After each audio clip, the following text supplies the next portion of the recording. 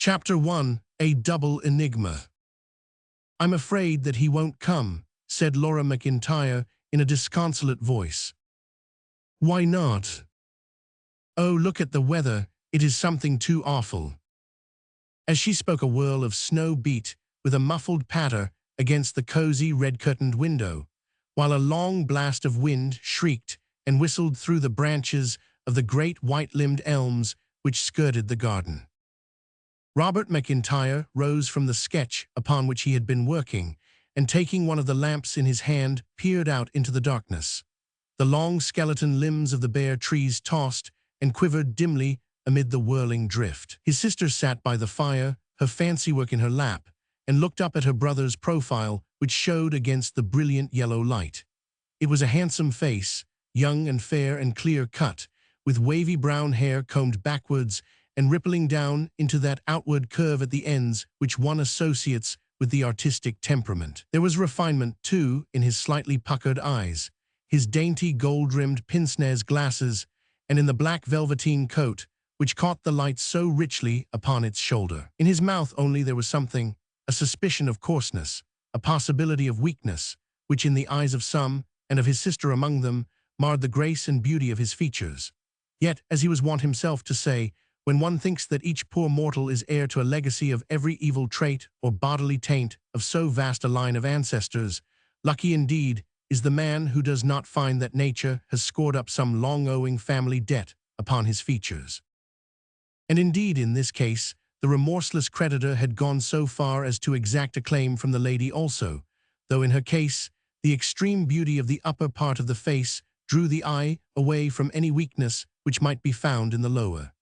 She was darker than her brother, so dark that her heavily coiled hair seemed to be black until the light shone slantwise across it. The delicate, half-petulant features, the finely traced brows, and the thoughtful, humorous eyes were all perfect in their way, and yet the combination left something to be desired. There was a vague sense of a flaw somewhere, in feature or in expression, which resolved itself, when analyzed, into a slight outturning and droop of the lower lip.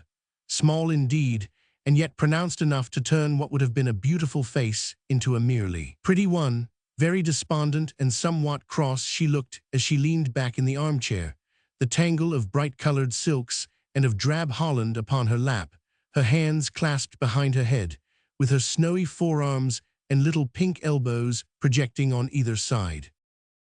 "I know he won't come," she repeated. "Nonsense, Laura, of course he'll come. A sailor and afraid of the weather." "Ha!" She raised her finger, and a smile of triumph played over her face, only to die away again into a blank look of disappointment. "It is only Papa," she murmured. A shuffling step was heard in the hall, and a little peaky man, with his slippers very much down at the heels, came shambling into the room. Mr. McIntyre sen was pale and furtive-looking, with a thin, straggling red beard shot with grey, and a sunken, downcast face. Ill fortune and ill health had both left their marks upon him. 10 years before he had been one of the largest and richest gunmakers in Birmingham, but a long run of commercial bad luck had sapped his great fortune, and had finally driven him into the bankruptcy court. The death of his wife on the very day of his insolvency had filled his cup of sorrow, and he had gone about since with a stunned, half-dazed expression upon his weak, pallid face, which spoke of a mind unhinged. So complete had been his downfall that the family would have been reduced to absolute poverty were it not for a small legacy of 200 a year, which both the children had received from one of their uncles upon the mother's side, who had amassed a fortune in Australia. By combining their incomes, and by taking a house in the quiet country district of Tamfield, some 14 miles from the great Midland city, they were still able to live with some approach to comfort. The change, however, was a bitter one to Robert, who had to forgo the luxuries dear to his artistic temperament, and to think of turning what had been merely an overruling hobby into a means of earning a living, and even more to Laura, who winced before the pity of her old friends, and found the lanes and fields of Tamfield intolerably dull after the life and bustle of Edgbaston.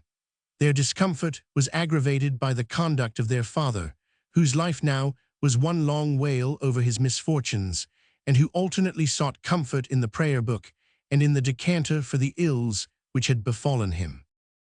To Laura, however, Tamfield presented one attraction, which was now about to be taken from her. Their choice of the little country hamlet as their residence had been determined by the fact of their old friend, the Reverend John Spurling, having been nominated as the vicar. Hector Spurling, the elder son, 2 months Laura's senior, had been engaged to her for some years, and was, indeed, upon the point of marrying her when the sudden financial crash had disarranged their plans. A sub-lieutenant in the Navy, he was home on leave at present, and hardly an evening passed without his making his way from the vicarage to Elmdene, where the McIntyres resided. Today, however, a note had reached them to the effect that he had been suddenly ordered on duty, and that he must rejoin his ship at Portsmouth by the next evening. He would look in, were it but for half an hour, to bid them adieu. "Why, where's Hector?" asked Mr. McIntyre, blinking round from side to side. "He's not come, father. How could you expect him to come on such a night as this? Why, there must be 2 feet of snow in the glebe field." "Not come, eh?" croaked the old man, throwing himself down upon the sofa. "Well, well, it only wants him and his father to throw us over, and the thing will be complete." "How can you even hint at such a thing, father?" cried Laura indignantly. "They have been as true as steel. What would they think if they heard you?" "I think, Robert," he said, disregarding his daughter's protest, "that I will have a drop, just the very smallest possible drop, of brandy. A mere thimbleful will do, but I rather think I have caught cold during the snowstorm today." Robert went on sketching stolidly in his folding book, but Laura looked up from her work. "I'm afraid there is nothing in the house, father," she said. Laura, he shook his head as one more in sorrow than in anger. "You are no longer a girl, Laura. You are a woman, the manager of a household, Laura. We trust in you. We look entirely towards you. And yet you leave your poor brother Robert without any brandy, to say nothing of me, your father. Good heavens, Laura, what would your mother have said? Think of accidents, think of sudden illness, think of apoplectic fits, Laura. It is a very grave a very grave response, a very great risk that you run." "I hardly touch the stuff," said Robert curtly. "Laura need not provide any for me." "As a medicine it is invaluable, Robert. To be used, you understand, and not to be abused. That's the whole secret of it. But I'll step down to the 3 Pigeons for half an hour." "My dear father," cried the young man, "you surely are not going out upon such a night.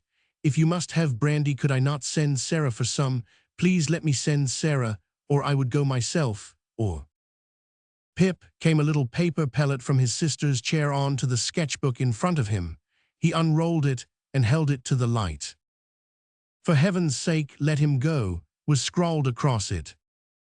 "Well, in any case, wrap yourself up warm," he continued, laying bare his sudden change of front with a masculine clumsiness which horrified his sister.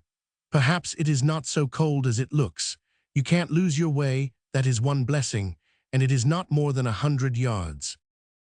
With many mumbles and grumbles at his daughter's want of foresight, old McIntyre struggled into his greatcoat and wrapped his scarf round his long, thin throat. A sharp gust of cold wind made the lamps flicker as he threw open the hall door. His 2 children listened to the dull fall of his footsteps as he slowly picked out the winding garden path. "He gets worse, he becomes intolerable," said Robert at last. "We should not have let him out. He may make a public exhibition of himself." "But it's Hector's last night," pleaded Laura. "It would be dreadful if they met and he noticed anything. That was why I wished him to go." "Then you were only just in time," remarked her brother, "for I hear the gate go, and yes, you see." As he spoke, a cheery hail came from outside, with a sharp rat-tat at the window. Robert stepped out and threw open the door to admit a tall young man whose black frieze jacket was all mottled and glistening with snow crystals. Laughing loudly, he shook himself like a Newfoundland dog and kicked the snow from his boots before entering the little lamplit room. Hector Spurling's profession was written in every line of his face.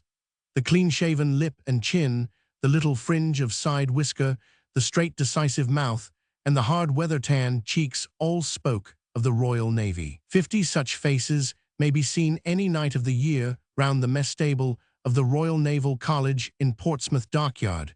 Faces which bear a closer resemblance to each other than brother does commonly to brother. They are all cast in a common mold, the products of a system which teaches early self-reliance, hardihood, and manliness, a fine type upon the whole, less refined and less intellectual, perhaps, than their brothers of the land, but full of truth and energy and heroism.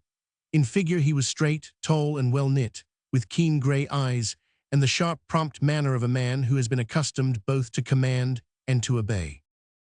"You had my note," he said as he entered the room. "I have to go again, Laura. Isn't it a bore? Old Smithers is short-handed and wants me back at once."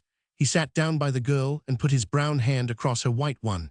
"It won't be a very large order this time," he continued. "It's the flying squadron business, Madeira, Gibraltar, Lisbon, and home. I shouldn't wonder if we were back in March." "It seems only the other day that you landed," she answered. "Poor little girl, but it won't be long. Mind you take good care of her, Robert, when I am gone. And when I come again, Laura, it will be the last time, mind. Hang the money, there are plenty who manage on less. We need not have a house. Why should we? You can get very nice rooms in Southsea at £2 a week. MacDougall, our paymaster, has just married, and he only gives 30 shillings. You would not be afraid, Laura?" "No, indeed. The dear old governor is so awfully cautious. Wait, wait, wait, that's always his cry. I tell him that he ought to have been in the government heavy ordnance department, but I'll speak to him tonight. I'll talk him round, see if I don't, and you must speak to your own governor. Robert here will back you up. And here are the ports and the dates that we are due at each. Mind that you have a letter waiting for me at every one." He took a slip of paper from the side pocket of his coat, but instead of handing it to the young lady, he remained staring at it with the utmost astonishment upon his face. "Well, I never," he exclaimed. "Look here, Robert, what do you call this? Hold it to the light. Why, it's a £50 Bank of England note. Nothing remarkable about it that I can see. On the contrary, it's the queerest thing that ever happened to me. I can't make head or tail of it." "Come then, Hector," cried Miss McIntyre with a challenge in her eyes. "Something very queer happened to me also today. I'll bet a pair of gloves that my adventure was more out of the common than yours, though I have nothing so nice to show at the end of it." "Come, I'll take that, and Robert here shall be the judge." "State your cases." The young artist shut up his sketchbook and rested his head upon his hands with a face of mock solemnity. "Ladies first. Go along, Laura, though I think I know something of your adventure already." "It was this morning, Hector," she said. "Oh, by the way, the story will make you wild. I had forgotten that. However, you mustn't mind, because really the poor fellow was perfectly mad."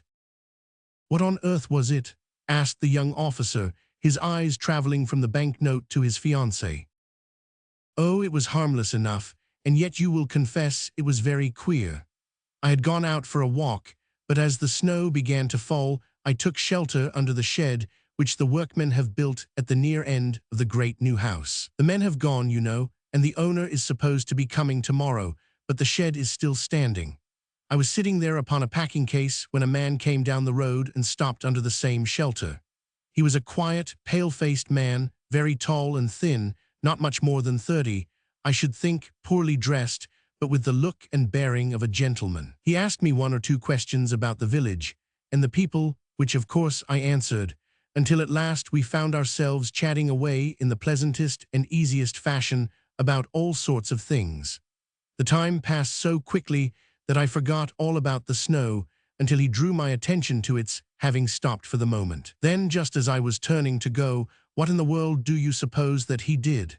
He took a step towards me, looked in a sad, pensive way into my face, and said, "I wonder whether you could care for me if I were without a penny." Wasn't it strange? I was so frightened that I whisked out of the shed and was off down the road before he could add another word. But really, Hector, you need not look so black, for when I look back at it I can quite see from his tone and manner that he meant no harm. He was thinking aloud, without the least intention of being offensive. I am convinced that the poor fellow was mad. There was some method in his madness, it seems to me, remarked her brother. There would have been some method in my kicking, said the lieutenant savagely. I never heard of a more outrageous thing in my life. Now I said that you would be wild, She laid her white hand upon the sleeve of his rough frieze jacket. It was nothing. I shall never see the poor fellow again. He was evidently a stranger to this part of the country. But that was my little adventure. Now let us have yours. The young man crackled the banknote between his fingers and thumb, while he passed his other hand over his hair with the action of a man who strives to collect himself. "It is some ridiculous mistake," he said. "I must try and set it right, yet I don't know how to set about it either. I was going down to the village from the vicarage just after dusk when I found a fellow in a trap who had got himself into broken water. One wheel had sunk into the edge of the ditch which had been hidden by the snow, and the whole thing was high and dry, with a list to starboard enough to slide him out of his seat. I lent a hand, of course, and soon had the wheel in the road again. It was quite dark, and I fancy that the fellow thought that I was a bumpkin, for we did not exchange 5 words. As he drove off, he shoved this into my hand. It is the merest chance that I did not chuck it away, for feeling that it was a crumpled piece of paper, I imagined that it must be a tradesman's advertisement or something of the kind. However, as luck would have it, I put it in my pocket, and there I found it when I looked for the dates of our cruise. Now you know as much of the matter as I do." Brother and sister stared at the black and white crinkled note with astonishment upon their faces. "Why, your unknown traveler must have been Monte Cristo or Rothschild at the least," said Robert. "I am bound to say, Laura, that I think you have lost your bet." "Oh, I am quite content to lose it. I never heard of such a piece of luck. What a perfectly delightful man this must be to know." "But I can't take his money," said Hector Spurling, looking somewhat ruefully at the note. "A little prize money is all very well in its way, but a Johnny must draw the line somewhere. Besides, it must have been a mistake.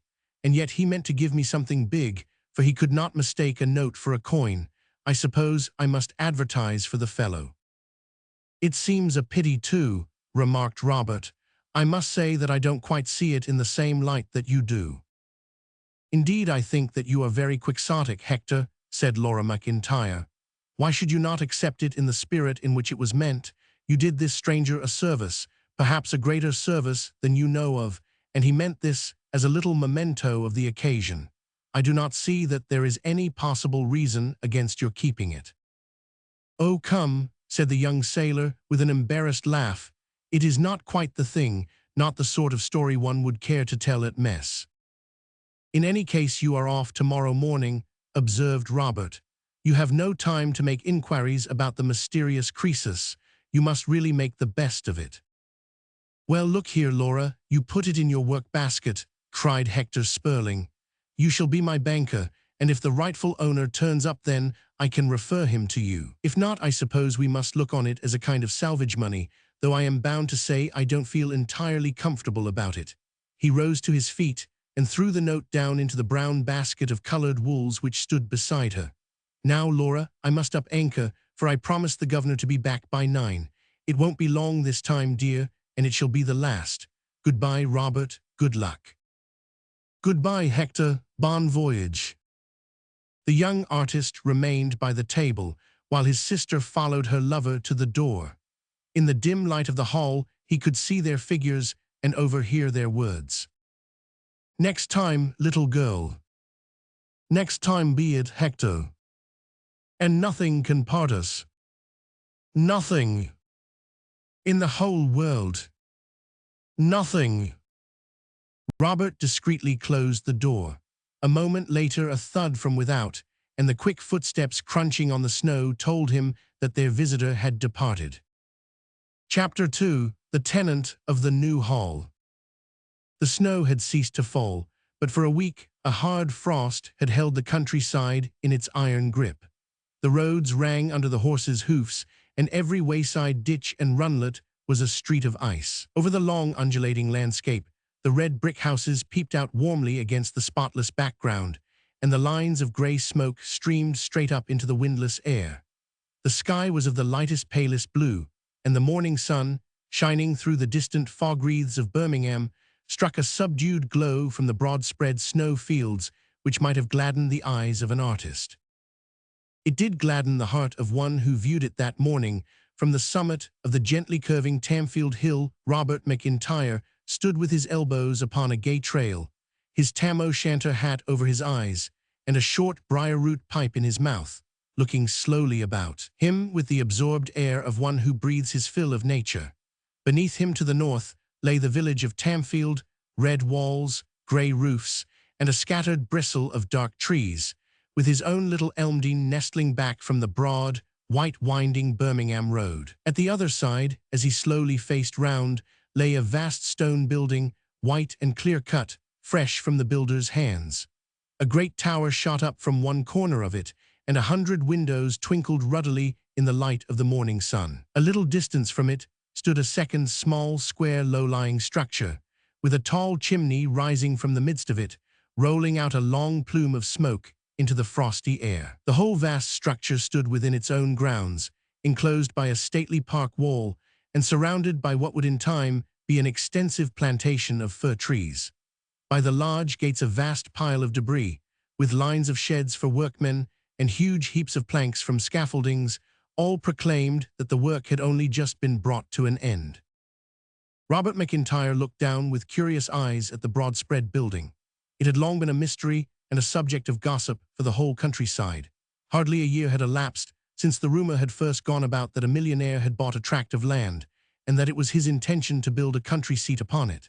Since then the work had been pushed on night and day, until now it was finished to the last detail in a shorter time than it takes to build many a 6-roomed cottage. Every morning 2 long special trains had arrived from Birmingham, carrying down a great army of labourers, who were relieved in the evening by a fresh gang, who carried on their task under the rays of 12 enormous electric lights. The number of workmen appeared to be only limited by the space into which they could be fitted. Great lines of wagons conveyed the white Portland stone from the depot by the station. Hundreds of busy toilers handed it over, shaped and squared, to the actual masons, who swung it up with steam cranes onto the growing walls, where it was instantly fitted and mortared by their companions. Day by day the house shot higher, while pillar and cornice and carving seemed to bud out from it as if by magic. Nor was the work confined to the main building. A large separate structure sprang up at the same time, and there came gangs of pale-faced men from London with much extraordinary machinery, vast cylinders, wheels and wires, which they fitted up in this outlying building. The great chimney which rose from the center of it, combined with these strange furnishings, seemed to mean that it was reserved as a factory or place of business, for it was rumored that this rich man's hobby was the same as a poor man's necessity, and that he was fond of working with his own hands amid chemicals and furnaces. Scarce, too, was the second story begun ere the woodworkers and plumbers and furnishers were busy beneath, carrying out 1,000 strange and costly schemes for the greater comfort and convenience of the owner. Singular stories were told all round the country, and even in Birmingham itself, of the extraordinary luxury and the absolute disregard for money which marked all these arrangements. No sum appeared to be too great to spend upon the smallest detail which might do away with or lessen any of the petty inconveniences of life. Wagons and wagons of the richest furniture had passed through the village between lines of staring villagers. Costly skins, glossy carpets, rich rugs, ivory and ebony and metal, every glimpse into these storehouses of treasure had given rise to some new legend. And finally, when all had been arranged, there had come a staff of 40 servants, who heralded the approach of the owner, Mr. Raffles Haw himself. It was no wonder, then, that it was with considerable curiosity that Robert McIntyre looked down at the great house and marked the smoking chimneys, the curtained windows, and the other signs which showed that its tenant had arrived. A vast area of greenhouses gleamed like a lake on the further side, and beyond were the long lines of stables and outhouses. 50 horses had passed through Tamfield the week before, so that, large as were the preparations, they were not more than would be needed. Who and what could this man be who spent his money with so lavish a hand? His name was unknown. Birmingham was as ignorant as Tamfield as to his origin or the sources of his wealth.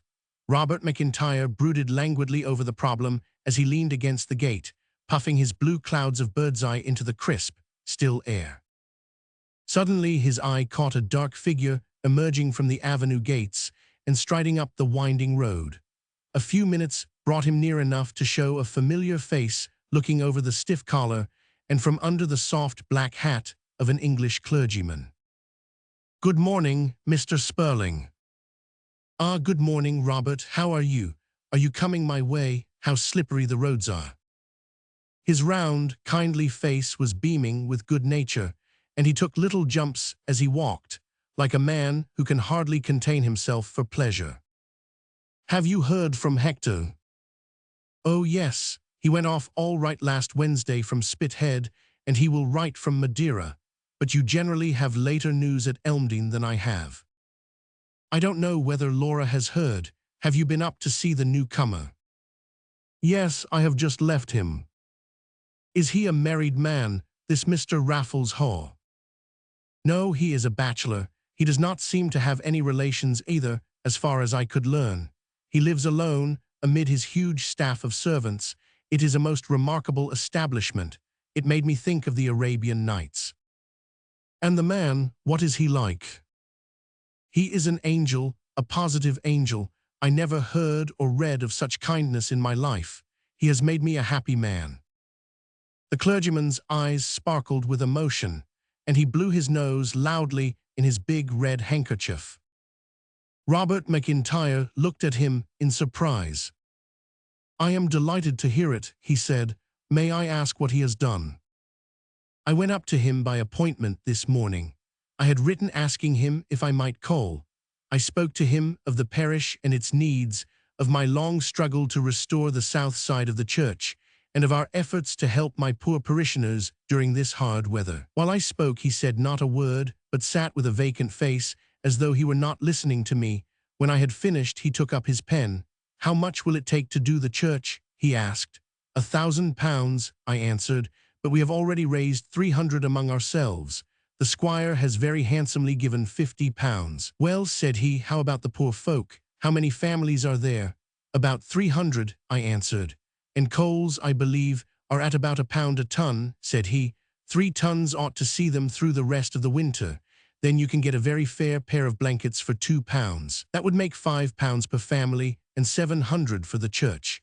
He dipped his pen in the ink, and as I'm a living man, Robert, he wrote me a cheque then and there for £2,200. I don't know what I said. I felt like a fool. I could not stammer out words with which to thank him. All my troubles have been taken from my shoulders in an instant, and indeed, Robert, I can hardly realize it. He must be a most charitable man. Extraordinarily so, and so unpretending.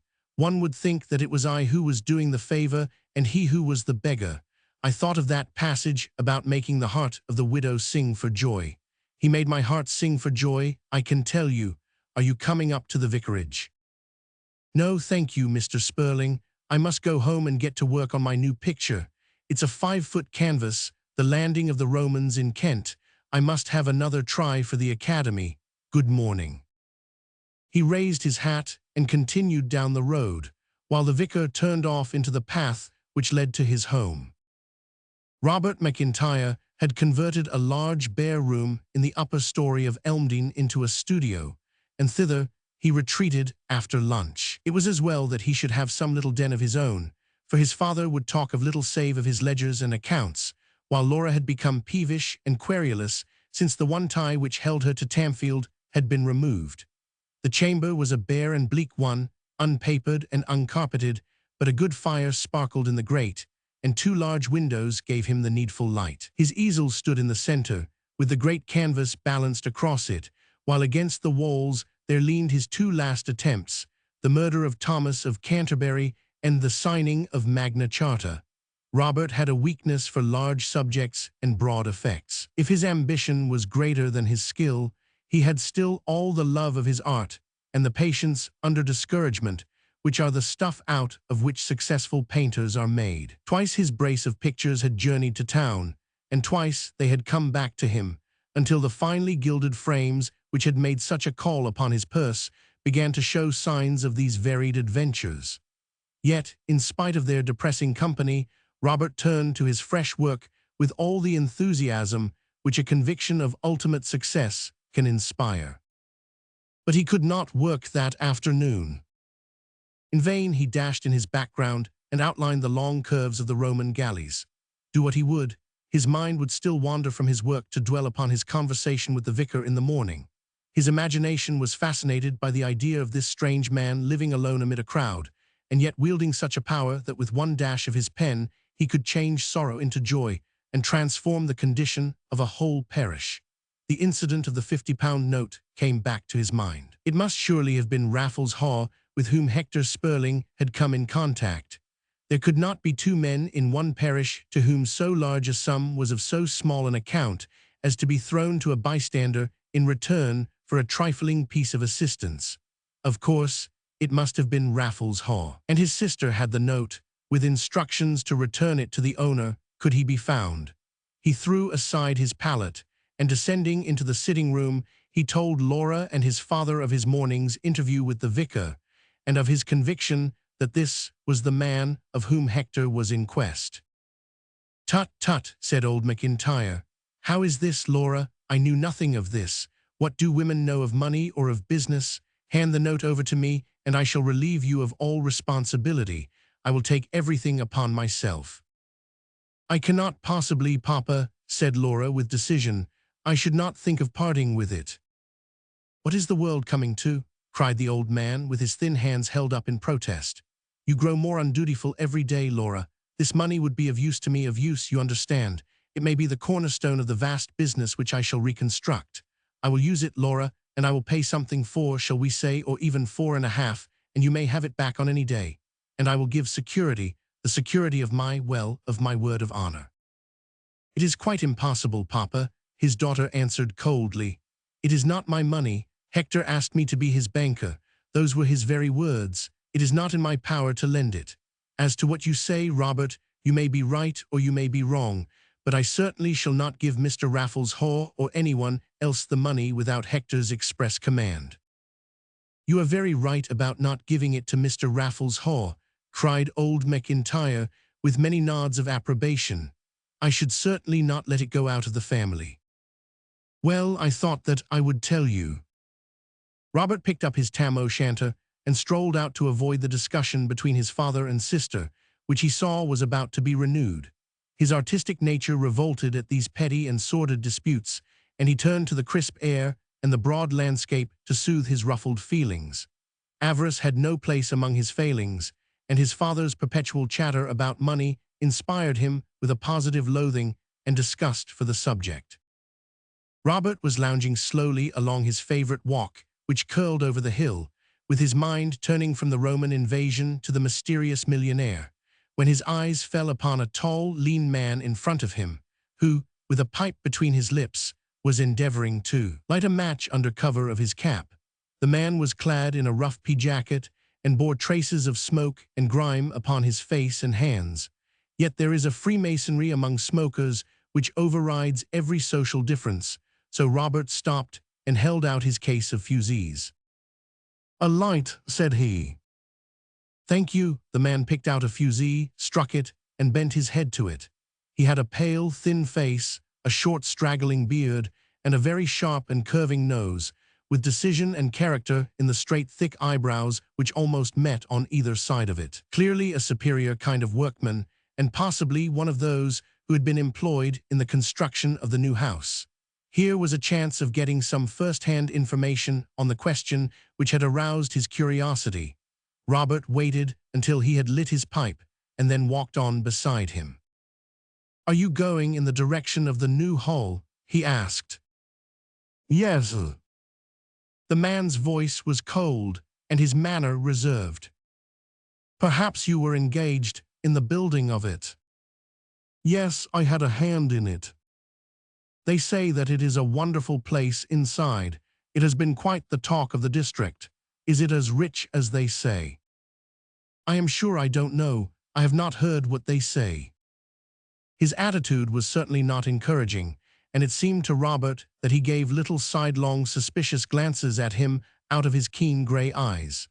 Yet, if he were so careful and discreet, there was the more reason to think that there was information to be extracted if he could but find a way to it.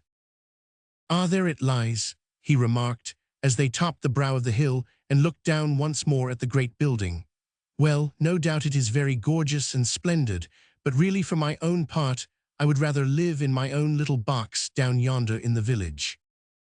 The workman puffed gravely at his pipe. You are no great admirer of wealth, then, he said. Not I should not care to be a penny richer than I am. Of course I should like to sell my pictures, one must make a living, but beyond that I ask nothing. I dare say that I, a poor artist, or you, a man who work for your bread, have more happiness out of life than the owner of that great palace. Indeed, I think that it is more than likely, the other answered in a much more conciliatory voice. Art, said Robert, warming to the subject, is her own reward. What mere bodily indulgence is there which money could buy which can give that deep thrill of satisfaction which comes on the man who has conceived something new, something beautiful, and the daily delight as he sees it grow under his hand, until it stands before him a completed whole. With my art and without wealth I am happy. Without my art I should have a void which no money could fill. But I really don't know why I should say all this to you. The workman had stopped and was staring at him earnestly with a look of the deepest interest upon his smoke-darkened features. I am very glad to hear what you say, said he. It is a pleasure to know that the worship of gold is not quite universal, and that there are at least some who can rise above it. Would you mind my shaking you by the hand? It was a somewhat extraordinary request, but Robert rather prided himself upon his bohemianism and upon his happy facility for making friends with all sorts and conditions of men. He readily exchanged a cordial grip with his chance acquaintance. You expressed some curiosity as to this house. I know the grounds pretty well and might perhaps show you one or two little things which would interest you. Here are the gates. Will you come in with me? Here was, indeed, a chance. Robert eagerly assented and walked up the winding drive amid the growing fir trees. When he found his uncouth guide, however, marching straight across the broad, gravel square to the main entrance, he felt that he had placed himself in a false position. Surely not through the front door, he whispered, plucking his companion by the sleeve. Perhaps Mr. Raffles Haw might not like it. I don't think there will be any difficulty, said the other with a quiet smile. My name is Raffles Haw. Chapter 3: A House of Wonders. Robert McIntyre's face must have expressed the utter astonishment which filled his mind at this most unlooked-for announcement. For a moment he thought that his companion must be joking, but the ease and assurance with which he lounged up the steps, and the deep respect with which a richly clad functionary in the hall swung open the door to admit him, showed that he spoke in sober earnest. Raffles Haw glanced back, and seeing the look of absolute amazement upon the young artist's features, he chuckled quietly to himself. You will forgive me, won't you, for not disclosing my identity, he said, laying his hand with a friendly gesture upon the other's sleeve. Had you known me, you would have spoken less freely, and I should not have had the opportunity of learning your true worth. For example, you might hardly have been so frank upon the matter of wealth had you known that you were speaking to the master of the hall. I don't think that I was ever so astonished in my life, gasped Robert. Naturally you are. How could you take me for anything but a workman? So I am. Chemistry is one of my hobbies, and I spend hours a day in my laboratory yonder. I have only just struck work, and as I had inhaled some not over-pleasant gases, I thought that a turn down the road and a whiff of tobacco might do me good. That was how I came to meet you, and my toilet, I fear, corresponded only too well with my smoke-grimed face. But I rather fancy I know you by repute. Your name is Robert McIntyre, is it not? Yes, though I cannot imagine how you knew. Well, I naturally took some little trouble to learn something of my neighbors. I had heard that there was an artist of that name, and I presume that artists are not very numerous in Tamfield. But how do you like the design? I hope it does not offend your trained taste. Indeed, it is wonderful, marvelous. You must yourself have an extraordinary eye for effect. Oh, I have no taste at all, not the slightest. I cannot tell good from bad. There never was such a complete Philistine, but I had the best man in London down and another fellow from Vienna. They fixed it up between them. They had been standing just within the folding doors upon a huge mat of bison skins. In front of them lay a great square court, paved with many-colored marbles laid out in a labyrinth of arabesque design. In the center, a high fountain of carved jade shot 5 thin feathers of spray into the air, 4 of which curved towards each corner of the court to descend into broad marble basins, while the fifth mounted straight up to an immense height and then tinkled back into the central reservoir. On either side of the court, a tall, graceful palm tree shot up its slender stem to break into a crown of drooping green leaves some 50 feet above their heads. All round were a series of Moorish arches in jade and serpentine marble, with heavy curtains of the deepest purple to cover the doors which lay between them. In front, to right and to left, a broad staircase of marble, carpeted with rich thick Smyrna rug work, led upwards to the upper stories, which were arranged around the central court. The temperature within was warm and yet fresh, like the air of an English May. "It's taken from the Alhambra," said Raffles Haw. "The palm trees are pretty. They strike right through the building into the ground beneath, and their roots are all girt round with hot water pipes. They seem to thrive very well." "What beautifully delicate brasswork!"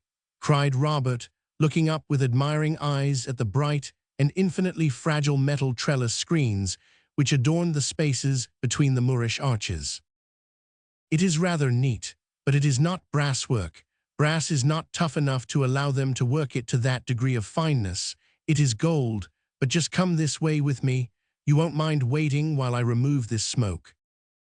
He led the way to a door upon the left side of the court, which, to Robert's surprise, swung slowly open as they approached it. "That is a little improvement which I have adopted," remarked the master of the house.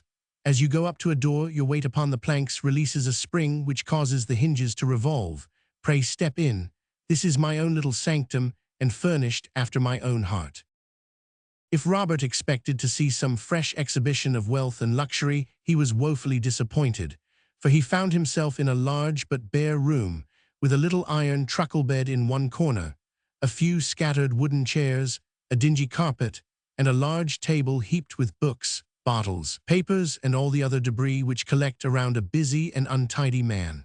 Motioning his visitor into a chair, Raffles Haw pulled off his coat, and turning up the sleeves of his coarse flannel shirt, he began to plunge and scrub in the warm water which flowed from a tap in the wall. "You see how simple my own tastes are," he remarked, as he mopped his dripping face and hair with the towel. "This is the only room in my great house where I find myself in a congenial atmosphere. It is homely to me. I can read here and smoke my pipe in peace. Anything like luxury is abhorrent to me." "Really, I should not have though it," observed Robert. "It is a fact, I assure you. You see, even with your views as to the worthlessness of wealth, views which, I am sure, are very sensible and much to your credit, you must allow that if a man should happen to be the possessor of vast, well, let us say of considerable, sums of money, it is his duty to get that money into circulation so that the community may be the better for it. There is the secret of my fine feathers. I have to exert all my ingenuity in order to spend my income and yet keep the money in legitimate channels. For example, it is very easy to give money away, and no doubt I could dispose of my surplus or part of my surplus in that fashion, but I have no wish to pauperize anyone or to do mischief by indiscriminate charity. I must exact some sort of money's worth for all the money which I lay out. You see my point, don't you?" "Entirely, though really it is something novel to hear a man complain of the difficulty of spending his income. I assure you that it is a very serious difficulty with me, but I have hit upon some plans, some very pretty plans. Will you wash your hands? Well then, perhaps you would care to have a look round. Just come into this corner of the room and sit upon this chair. So, now I will sit upon this one, and we are ready to start." The angle of the chamber in which they sat was painted for about 6 feet in each direction of a dark chocolate brown, and was furnished with 2 red plush seats protruding from the walls, and in striking contrast with the simplicity of the rest of the apartment. "This," remarked Raffles Haw, "is a lift, though it is so closely joined to the rest of the room that without the change in color it might puzzle you to find the division. It is made to run either horizontally or vertically. This line of knobs represents the various rooms. You can see dining, smoking, billiard, library, and so on upon them. I will show you the upward action. I press this one with kitchen upon it." There was a sense of motion, a very slight jar, and Robert, without moving from his seat, was conscious that the room had vanished, and that a large arched oaken door stood in the place which it had occupied. "That is the kitchen door," said Raffles Haw. "I have my kitchen at the top of the house. I cannot tolerate the smell of cooking. We have come up 80 feet in a very few seconds. Now I press again, and here we are in my room once more." Robert McIntyre stared about him in astonishment. "The wonders of science are greater than those of magic," he remarked. "Yes, it is a pretty little mechanism. Now we try the horizontal. I press the dining knob, and here we are, you see. Step towards the door, and you will find it open in front of you." Robert did as he was bid, and found himself with his companion in a large and lofty room, while the lift, the instant that it was freed from their weight, flashed back to its original position. With his feet sinking into the soft, rich carpet, as though he were ankle-deep in some mossy bank, he stared about him at the great pictures which lined the walls. "Surely, surely, I see Raphael's touch there," he cried, pointing up at the one which faced him. "Yes, it is a Raphael, and I believe one of his best. I had a very exciting bid for it with the French government. They wanted it for the Louvre, but of course, at an auction, the longest purse must win. And this arrest of Catiline must be a Rubens. One cannot mistake his splendid men and his infamous women. Yes, it is a Rubens. The other two are a Velázquez and a Teniers, fair specimens of the Spanish and of the Dutch schools. I have only old masters here. The moderns are in the billiard room. The furniture here is a little curious. In fact, I fancy that it is unique. It is made of ebony and narwhal's horns. You see that the legs of everything are of spiral ivory, both the table and the chairs. It cost the upholsterer some little pains, for the supply of these things is a strictly limited one. Curiously enough, the Chinese emperor had given a large order for narwhal's horns to repair some ancient pagoda, which was fenced in with them, but I outbid him in the market, and His Celestial Highness has had to wait. There is a lift here in the corner, but we do not need it. Pray step through this door. This is the billiard room," he continued as they advanced into the adjoining room. "You see, I have a few recent pictures of merit upon the walls. Here is a Corot, 2 Meissoniers, a Bouguereau, a Millet, an Orchardson, and 2 Alma-Tadmas. It seems to me to be a pity to hang pictures over these walls of carved oak. Look at those birds hopping and singing in the branches. They really seem to move and twitter, don't they? They are perfect. I never saw such exquisite work. But why do you call it a billiard room, Mr. Hall? I do not see any board." "Oh, a board is such a clumsy, uncompromising piece of furniture. It is always in the way unless you actually need to use it. In this case, the board is covered by that square of polished maple which you see let into the floor. Now I put my foot upon this motor." You see, as he spoke, the central portion of the flooring flew up, and a most beautiful tortoise-shell-plated billiard table rose up to its proper position. He pressed a second spring, and a bagatelle table appeared in the same fashion. "You may have card tables, or what you will by setting the levers in motion," he remarked. "But all this is very trifling. Perhaps we may find something in the museum which may be of more interest to you." He led the way into another chamber, which was furnished in antique style, with hangings of the rarest and richest tapestry. The floor was a mosaic of colored marbles, scattered over with mats of costly fur. There was little furniture, but a number of Louis XIV's cabinets of ebony and silver with delicately painted plaques were ranged round the apartment. "It is perhaps hardly fair to dignify it by the name of a museum," said Raffles Haw. "It consists merely of a few elegant trifles which I have picked up here and there. Gems are my strongest point. I fancy that there, perhaps, I might challenge comparison with any private collector in the world. I lock them up, for even the best servants may be tempted." He took a silver key from his watch chain and began to unlock and draw out the drawers. A cry of wonder and of admiration burst from Robert McIntyre as his eyes rested upon case after case filled with the most magnificent stones. The deep still red of the rubies, the clear scintillating green of the emeralds, the hard glitter of the diamonds, the many shifting shades of beryls, of amethysts, of onyxes, of cat's eyes, of opals, of agates, of cornelians seemed to fill the whole chamber with a vague, twinkling, many-colored light. Long slabs of the beautiful blue lapis lazuli, magnificent bloodstones, specimens of pink and red and white coral, long strings of lustrous pearls, all these were tossed out by their owner as a careless schoolboy might pour marbles from his bag. "This isn't bad," he said, holding up a great glowing yellow mass as large as his own head. "It is really a very fine piece of amber. It was forwarded to me by my agent at the Baltic. 28 pounds it weighs. I never heard of so fine a one. I have no very large brilliants. There were no very large ones in the market, but my average is good. Pretty toys, are they not?" He picked up a double handful of emeralds from a drawer and then let them trickle slowly back into the heap. "Good heavens," cried Robert as he gazed from case to case. "It is an immense fortune in itself. Surely £100,000 would hardly buy so splendid a collection." "I don't think that you would do for a valuer of precious stones," said Raffles Haw, laughing. "Why, the contents of that one little drawer of brilliants could not be bought for the sum which you name. I have a memo here of what I have expended up to date on my collection, though I have agents at work who will probably make very considerable additions to it within the next few weeks. As matters stand, however, I have spent, let me see, pearls 140,000, emeralds 750, rubies 840, brilliants 920, onyxes, I have several very nice onyxes 230.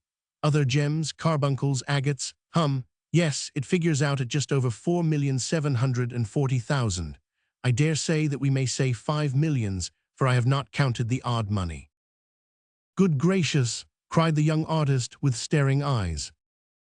"I have a certain feeling of duty in the matter. You see, the cutting, polishing, and general sale of stones is one of those industries which is entirely dependent upon wealth. If we do not support it, it must languish, which means misfortune to a considerable number of people. The same applies to the gold filigree work which you noticed in the court. Wealth has its responsibilities, and the encouragement of these handicrafts are among the most obvious of them. Here is a nice ruby. It is Burmese and the 5th largest in existence.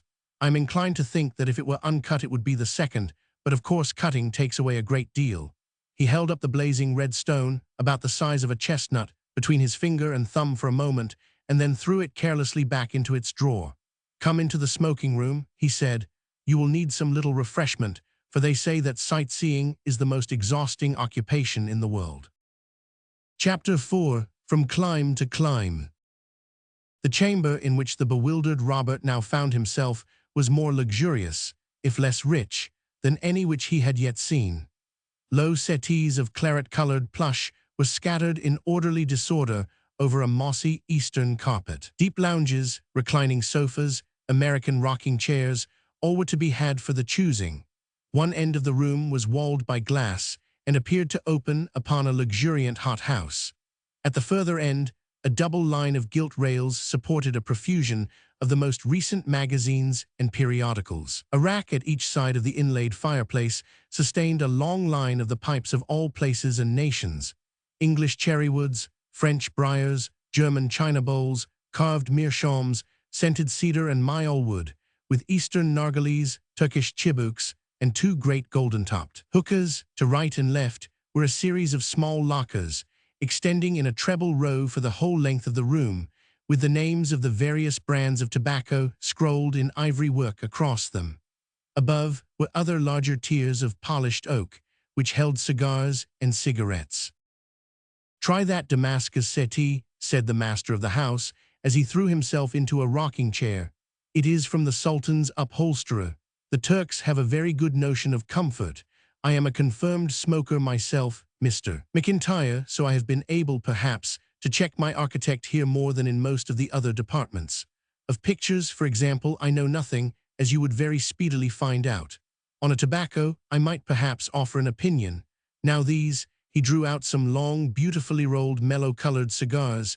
"These are really something a little out of the common. Do try one." Robert lit the weed which was offered to him and leaned back luxuriously amid his cushions, gazing through the blue, balmy, fragrant cloud wreaths at the extraordinary man in the dirty pea-jacket who spoke of millions as another might of sovereigns.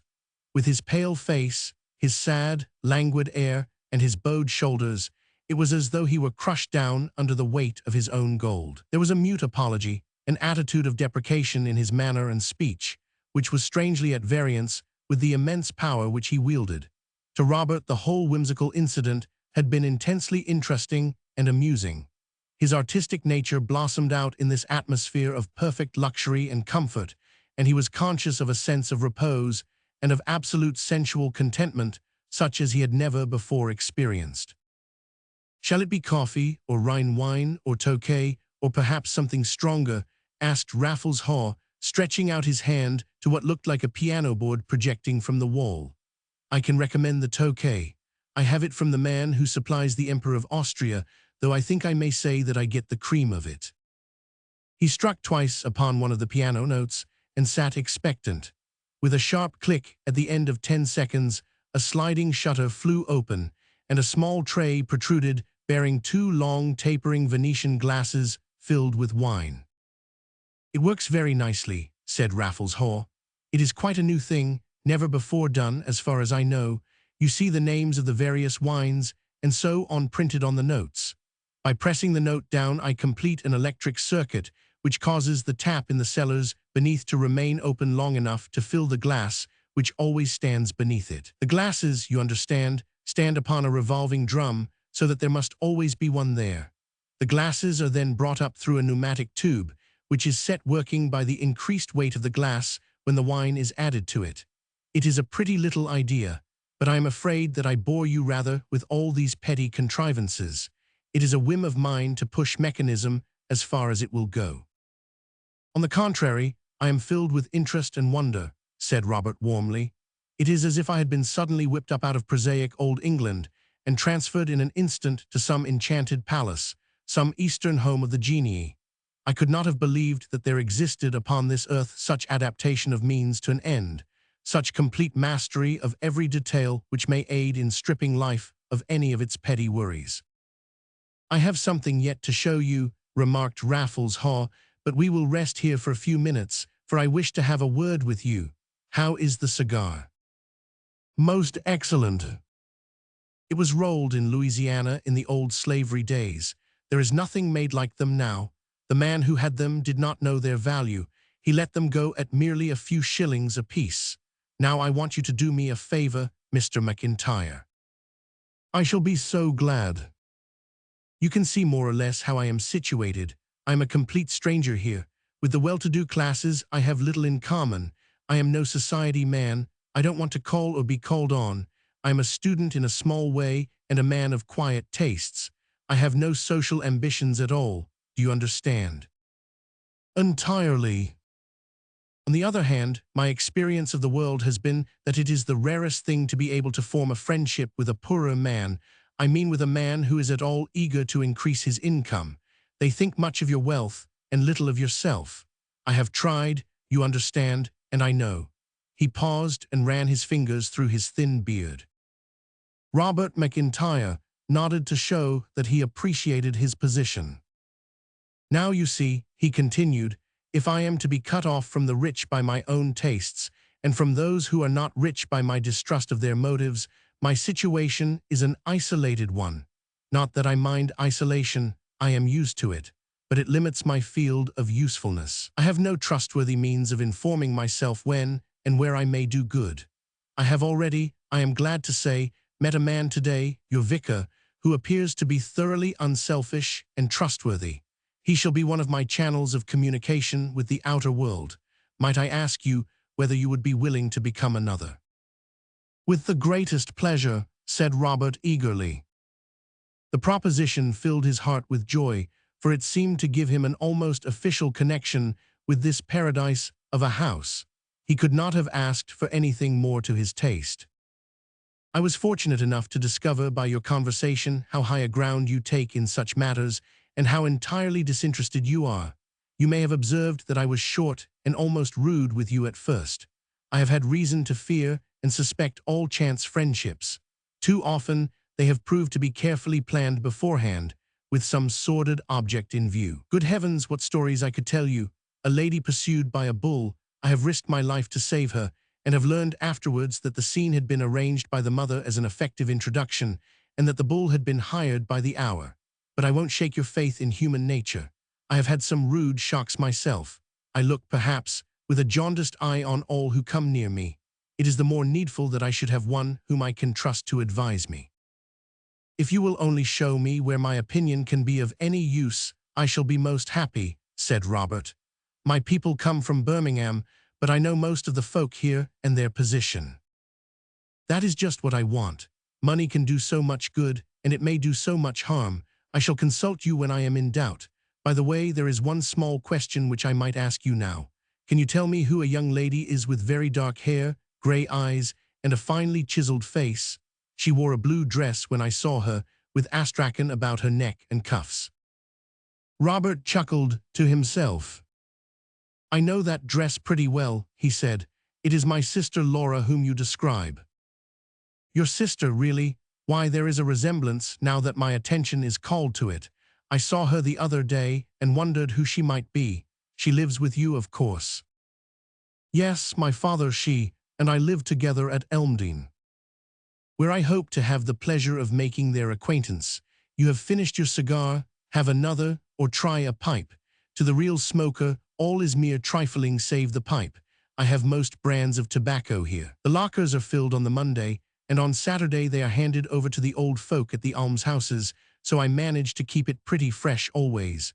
Well, if you won't take anything else, perhaps you would care to see one or two of the other effects which I have devised. On this side is the armory, and beyond it, the library. My collection of books is a limited one. There are just over the 50,000 volumes, but it is to some extent remarkable for quality. I have a Visigoth Bible of the 5th century, which I rather fancy is unique. There is a Biblia Pauperum of 1430, a MS of Genesis done upon mulberry leaves, probably of the 2nd century, a Tristan and Iseult of the 8th century, and some 100 black letters with 5 very fine specimens of scoffer and fust. But those you may turn over any wet afternoon when you have nothing better to do. Meanwhile, I have a little device connected with this smoking room which may amuse you. Light this other cigar. Now sit with me upon this lounge which stands at the further end of the room. The sofa in question was in a niche which was lined in 3 sides and above with perfectly clear transparent crystal. As they sat down, the master of the house drew a cord which pulled out a crystal shutter behind them, so that they were enclosed on all sides in a great box of glass, so pure and so highly polished that its presence might very easily be forgotten. A number of golden cords with crystal handles hung down into this small chamber and appeared to be connected with a long shining bar outside. Now, where would you like to smoke your cigar? Said Raffles Haw with a twinkle in his demure eyes. Shall we go to India, or to Egypt, or to China, or to South America? Said Robert.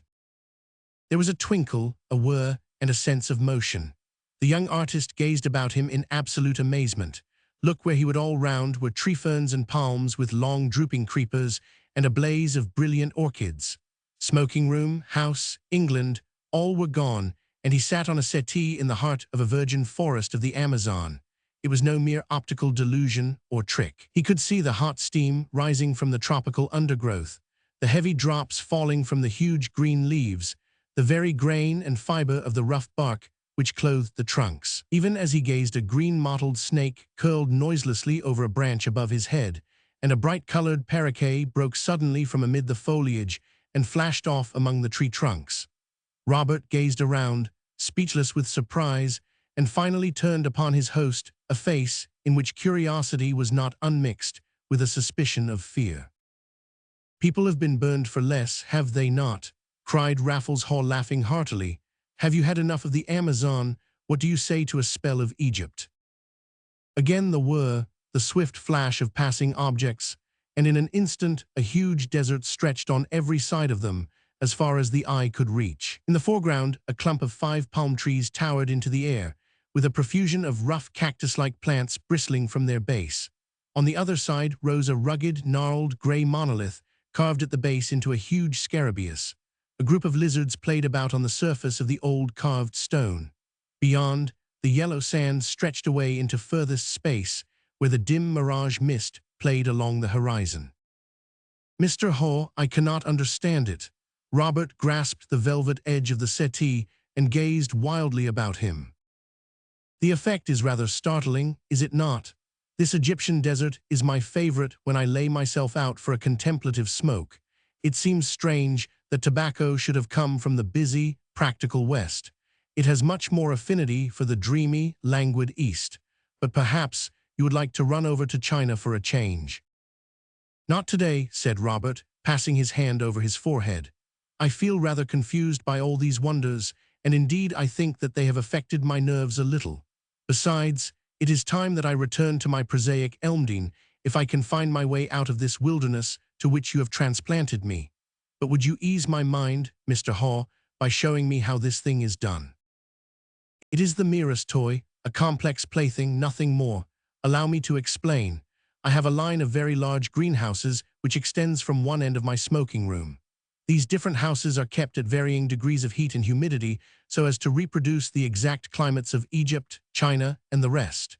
You see, our crystal chamber is a tramway running with a minimum of friction along a steel rod. By pulling this or that handle, I regulate how far it shall go, and it travels, as you have seen, with amazing speed.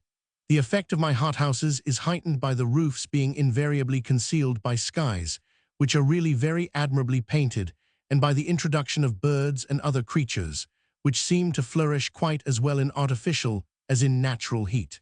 This explains the South American effect. But not the Egyptian. No, it is certainly rather clever. I had the best man in France, at least the best at those large effects, to paint in that circular background. You understand, the palms, cacti, obelisk, and so on are perfectly genuine, and so is the sand for 50 yards or so, and I defy the keenest-eyed man in England to tell where the deception commences. It is the familiar and perhaps rather meretricious effect of a circular panorama, but carried out in the most complete manner. Was there any other point? The crystal box, why was it? To preserve my guests from the effects of the changes of temperature. It would be a poor kindness to bring them back to my smoking room drenched through and with the seeds of a violent cold. The crystal has to be kept warm, too, otherwise vapor would deposit and you would have your view spoiled. But must you really go? Then here we are back in the smoking room. I hope that it will not be your last visit by many a one, and if I may come down to Elmdene, I should be very glad to do so. This is the way through the museum. As Robert McIntyre emerged from the balmy, aromatic atmosphere of the great house into the harsh, raw, biting air of an English winter evening, he felt as though he had been away for a long visit in some foreign country. Time is measured by impressions, and so vivid and novel had been his feelings that weeks and weeks might have elapsed since his chat with the smoke-grimed stranger in the road. He walked along with his head in a whirl, his whole mind possessed and intoxicated by the one idea of the boundless wealth and the immense power of this extraordinary stranger. Small and sordid and mean seemed his own Elmdene as he approached it, and he passed over its threshold full of restless discontent against himself and his surroundings. Chapter 5. Laura's Request. That night after supper, Robert McIntyre poured forth all that he had seen to his father and to his sister. So full was he of the one subject that it was a relief to him to share his knowledge with others. Rather for his own sake, then, than for theirs, he depicted vividly all the marvels which he had seen, the profusion of wealth, the regal treasure house of gems, the gold, the marble, the extraordinary devices, the absolute lavishness and complete disregard for money which was shown in every detail. For an hour he pictured with glowing words all the wonders which had been shown him, and ended with some pride by describing the request which Mr. Raffles Haw had made and the complete confidence which he had placed in him. His words had a very different effect upon his two listeners. Old McIntyre leaned back in his chair with a bitter smile upon his lips, his thin face crinkled into 1,000 puckers, and his small eyes shining with envy and greed. His lean yellow hand upon the table was clenched until the knuckles gleamed white in the lamplight. Laura, on the other hand, leaned forward, her lips parted, drinking in her brother's words with a glow of color upon either cheek.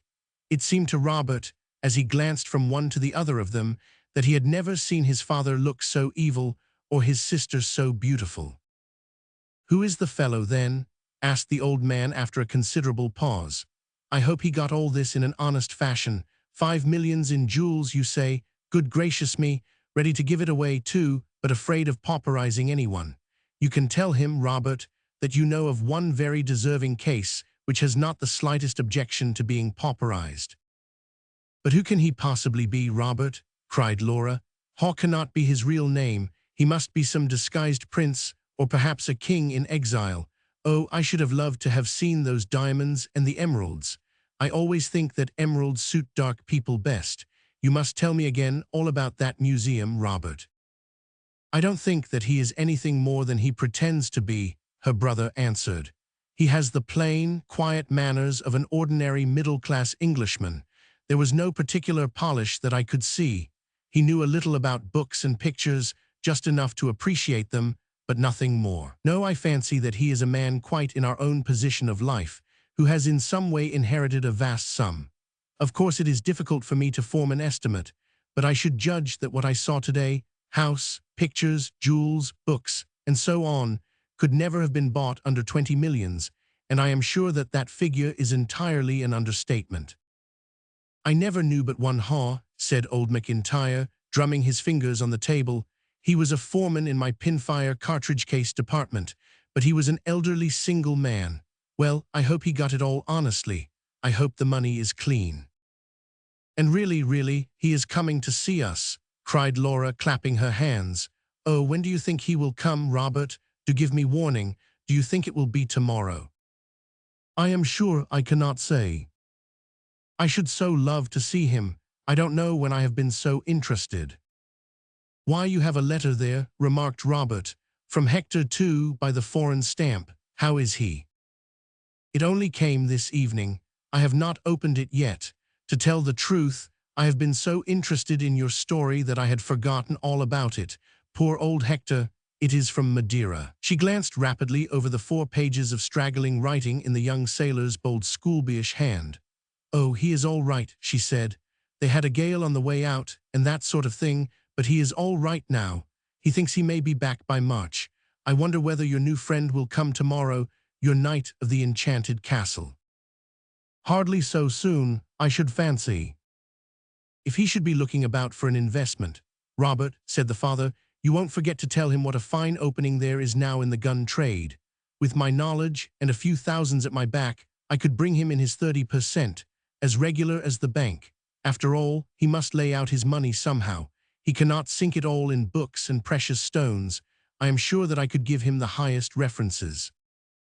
It may be a long time before he comes, father, said Robert coldly, and when he does, I am afraid that I can hardly use his friendship as a means of advancing your interest. We are his equals, father, cried Laura with spirit. Would you put us on the footing of beggars? He would think we cared for him only for his money. I wonder that you should think of such a thing. If I had not thought of such things, where would your education have been, miss? Retorted the angry old man, and Robert stole quietly away to his room, whence amid his canvases he could still hear the hoarse voice and the clear in their never-ending family jangle. More and more sordid seemed the surroundings of his life, and more to be valued the peace which money can buy. Breakfast had hardly been cleared in the morning, and Robert had not yet ascended to his work, when there came a timid tapping at the door, and there was Raffles Haw on the mat outside. Robert ran out and welcomed him with all cordiality. I am afraid that I am a very early visitor, he said apologetically, but I often take a walk after breakfast. He had no traces of work upon him now, but was trim and neat with a dark suit and carefully brushed hair. You spoke yesterday of your work. Perhaps, early as it is, you would allow me the privilege of looking over your studio. Pray step in, Mr. Haw, cried Robert, all in a flutter at this advance from so munificent a patron of art.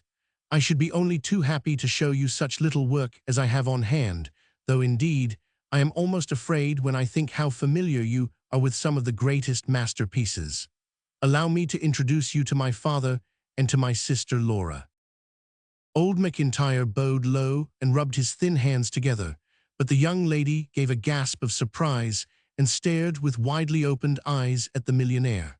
Moore stepped forward, however, and shook her quietly by the hand. I expected to find that it was you, he said. I have already met your sister, Mr. McIntyre, on the very first day that I came here. We took shelter in a shed from a snowstorm and had quite a pleasant little chat. I had no notion that I was speaking to the owner of the hall, said Laura in some confusion. How funnily things turn out, to be sure. I had often wondered who it was that I spoke to, but it was only yesterday that I discovered. What a sweet little place you have here. It must be charming in summer. Why, if it were not for this hill, my windows would look straight across at yours." "Yes, and we should see all your beautiful plantations," said Laura, standing beside him in the window. "I was wishing only yesterday that the hill was not there." "Really, I shall be happy to have it removed for you if you would like it."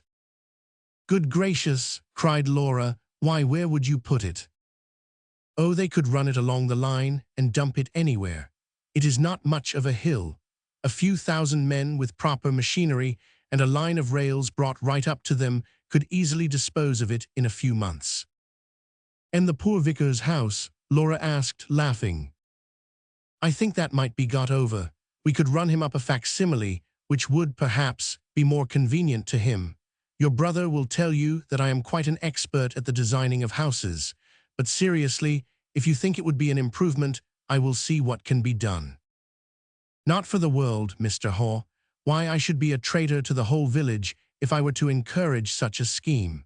The hill is the one thing which gives Tamfield the slightest individuality. It would be the height of selfishness to sacrifice it in order to improve the view from Elmdene." "It is a little box of a place this, Mr. Haw," said old McIntyre. "I should think you must feel quite stifled in it after your grand mansion, of which my son tells me such wonders. But we were not always accustomed to this sort of thing, Mr. Haw. Humble as I stand here, there was a time, and not so long ago, when I could write as many figures on a cheque as any gunmaker in Birmingham. It was." "He is a dear, discontented old papa," cried Laura, throwing her arm round him in a caressing manner. He gave a sharp squeak and a grimace of pain, which he endeavored to hide by an outbreak of painfully artificial coughing. "Shall we go upstairs?" said Robert hurriedly, anxious to divert his guest's attention from this little domestic incident. "My studio is the real atelier, for it is right up under the tiles. I shall lead the way if you will have the kindness to follow me." Leaving Laura and Mr. McIntyre, they went up together to the workroom. Mr. Haw stood long in front of the signing of Magna Charta and the murder of Thomas à Becket, screwing up his eyes and twitching nervously at his beard, while Robert stood by in anxious expectancy. "And how much are these?" asked Raffles Haw at last. "I priced them at 100 apiece when I sent them to London." "Then the best I can wish you is that the day may come when you would gladly give 10 times the sum to have them back again. I am sure that there are great possibilities in you, and I see that in grouping and in boldness of design you have already achieved much. But your drawing, if you will excuse my saying so, is just a little crude, and your coloring perhaps a trifle thin. Now I will make a bargain with you, Mr. McIntyre, if you will consent to it. I know that money has no charms for you, but still, as you said when I first met you, a man must live. I shall buy these 2 canvases from you at the price which you name, subject to the condition that you may always have them back again by repaying the same sum." "You are really very kind." Robert hardly knew whether to be delighted at having sold his pictures or humiliated at the frank criticism of the buyer. "May I write a cheque at once?" said Raffles Haw. "Here is pen and ink, so I shall send a couple of footmen down for them in the afternoon. Well, I shall keep them in trust for you. I dare say that when you are famous, they will be of value as specimens of your early manner." "I am sure that I am extremely obliged to you, Mr. Haw," said the young artist, placing the cheque in his notebook. He glanced at it as he folded it up, in the vague hope that perhaps this man of whims had assessed his pictures at a higher rate than he had named. The figures, however, were exact. Robert began dimly to perceive that there were drawbacks as well as advantages to the reputation of a money scorner, which he had gained by a few chance words, prompted rather by the reaction against his father's than by his own real convictions. "I hope, Miss McIntyre," said Raffles Haw, when they had descended to the sitting-room once more, "that you will do me the honor of coming to see the little curiosities which I have gathered together. Your brother will, I am sure, escort you up, or perhaps Mr. McIntyre would care to come." "I shall be delighted to come, Mr. Haw," cried Laura with her sweetest smile. "A good deal of my time just now is taken up in looking after the poor people who find the cold weather very trying." Robert raised his eyebrows, for it was the first he had heard of his sister's missions of mercy, but Mr. Raffles Haw nodded approvingly. Robert was telling us of your wonderful hot houses. I am sure I wish I could transport the whole parish into one of them and give them a good warm. Nothing would be easier, but I am afraid that they might find it a little trying when they came out again. I have one house which is only just finished. Your brother has not seen it yet, but I think it is the best of them all. It represents an Indian jungle and is hot enough in all conscience. I shall so look forward to seeing it, cried Laura, clasping her hands. It has been one of the dreams of my life to see India. I have read so much of it, the temples, the forests, the great rivers and the tigers. Why, you would hardly believe it, but I have never seen a tiger except in a picture. That can easily be set right, said Raffles Haw with his quiet smile. Would you care to see one? Oh, immensely. I will have one sent down. Let me see, it is nearly 12 o'clock. I can get a wire to Liverpool by 1. There is a man there who deals in such things. I should think he would be due tomorrow morning. Well, I shall look forward to seeing you all before very long. I have rather outstayed my time, for I am a man of routine, and I always put in a certain number of hours in my laboratory. He shook hands cordially with them all, and lighting his pipe at the doorstep, strolled off upon his way. Well, what do you think of him now? Asked Robert, as they watched his black figure against the white snow. I think that he is no more fit to be trusted with all that money than a child, cried the old man. It made me positively sick to hear him talk of moving hills and buying tigers and such like nonsense, when there are honest men without a business and great businesses starving for a little capital. It's unchristian, that's what I call it. I think he is most delightful, Robert, said Laura. Remember, you have promised to take us up to the hall, and he evidently wishes us to go soon. Don't you think we might go this afternoon? I hardly think that, Laura. You leave it in my hands, and I will arrange it all. And now I must get to work, for the light is so very short on these winter days. That night Robert McIntyre had gone to bed, and was dozing off when a hand plucked at his shoulder, and he started up to find his sister in some white drapery, with a shawl thrown over her shoulders, standing beside him in the moonlight. Robert, dear, she whispered, stooping over him, there was something I wanted to ask you, but Papa was always in the way. You will do something to please me, won't you, Robert? Of course, Laura, what is it? I do so hate having my affairs talked over, dear. If Mr. Raffles Haw says anything to you about me, or asks any questions, please don't say anything about Hector. You won't, will you, Robert, for the sake of your little sister? No, not unless you wish it. There is a dear good brother. She stooped over him and kissed him tenderly. It was a rare thing for Laura to show any emotion, and her brother marveled sleepily over it until he relapsed into his interrupted doze. Chapter 6. A Strange Visitor. The McIntyre family was seated at breakfast on the morning which followed the first visit of Raffles Haw, when they were surprised to hear the buzz and hum of a multitude of voices in the village street. Nearer and nearer came the tumult, and then, of a sudden, 2 maddened horses reared themselves up on the other side of the garden hedge, prancing and pawing, with ears laid back and eyes ever glancing at some horror behind them. 2 men hung shouting to their bridles, while a third came rushing up the curved gravel path. Before the McIntyres could realize the situation, their maid Mary darted into the sitting room with terror in her round, freckled face. "If you please, miss," she screamed, "your tiger has arrove." "Good heavens," cried Robert, rushing to the door with his half-filled teacup in his hand. "This is too much. Here is an iron cage on a trolley with a great ramping tiger, and the whole village with their mouths open." "Mad as a hatter," shrieked old Mr. McIntyre. "I could see it in his eye. He spent enough on this beast to start me in business. Whoever heard of such a thing? Tell the driver to take it to the police station." "Nothing of the sort, Papa," said Laura, rising with dignity and wrapping a shawl about her shoulders. Her eyes were shining, her cheeks flushed, and she carried herself like a triumphant queen.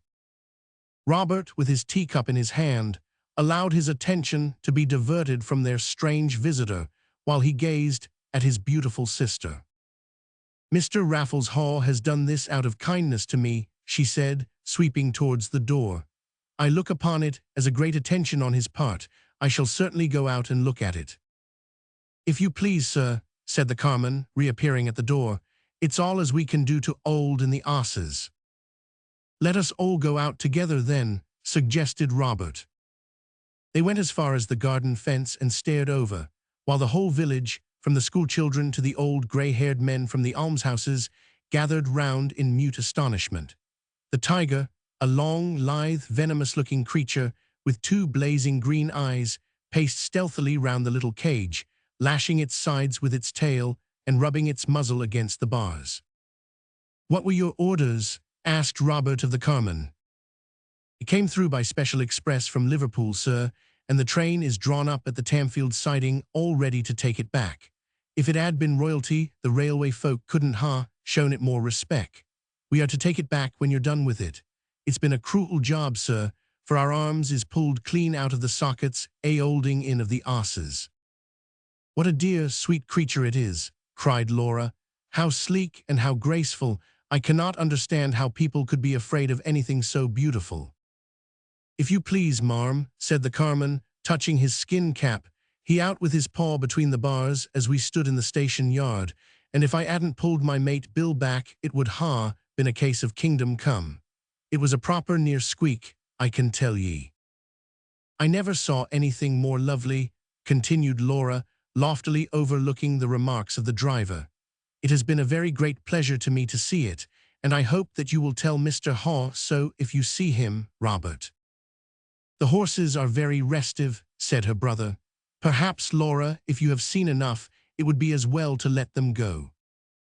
She bowed in the regal fashion which she had so suddenly adopted.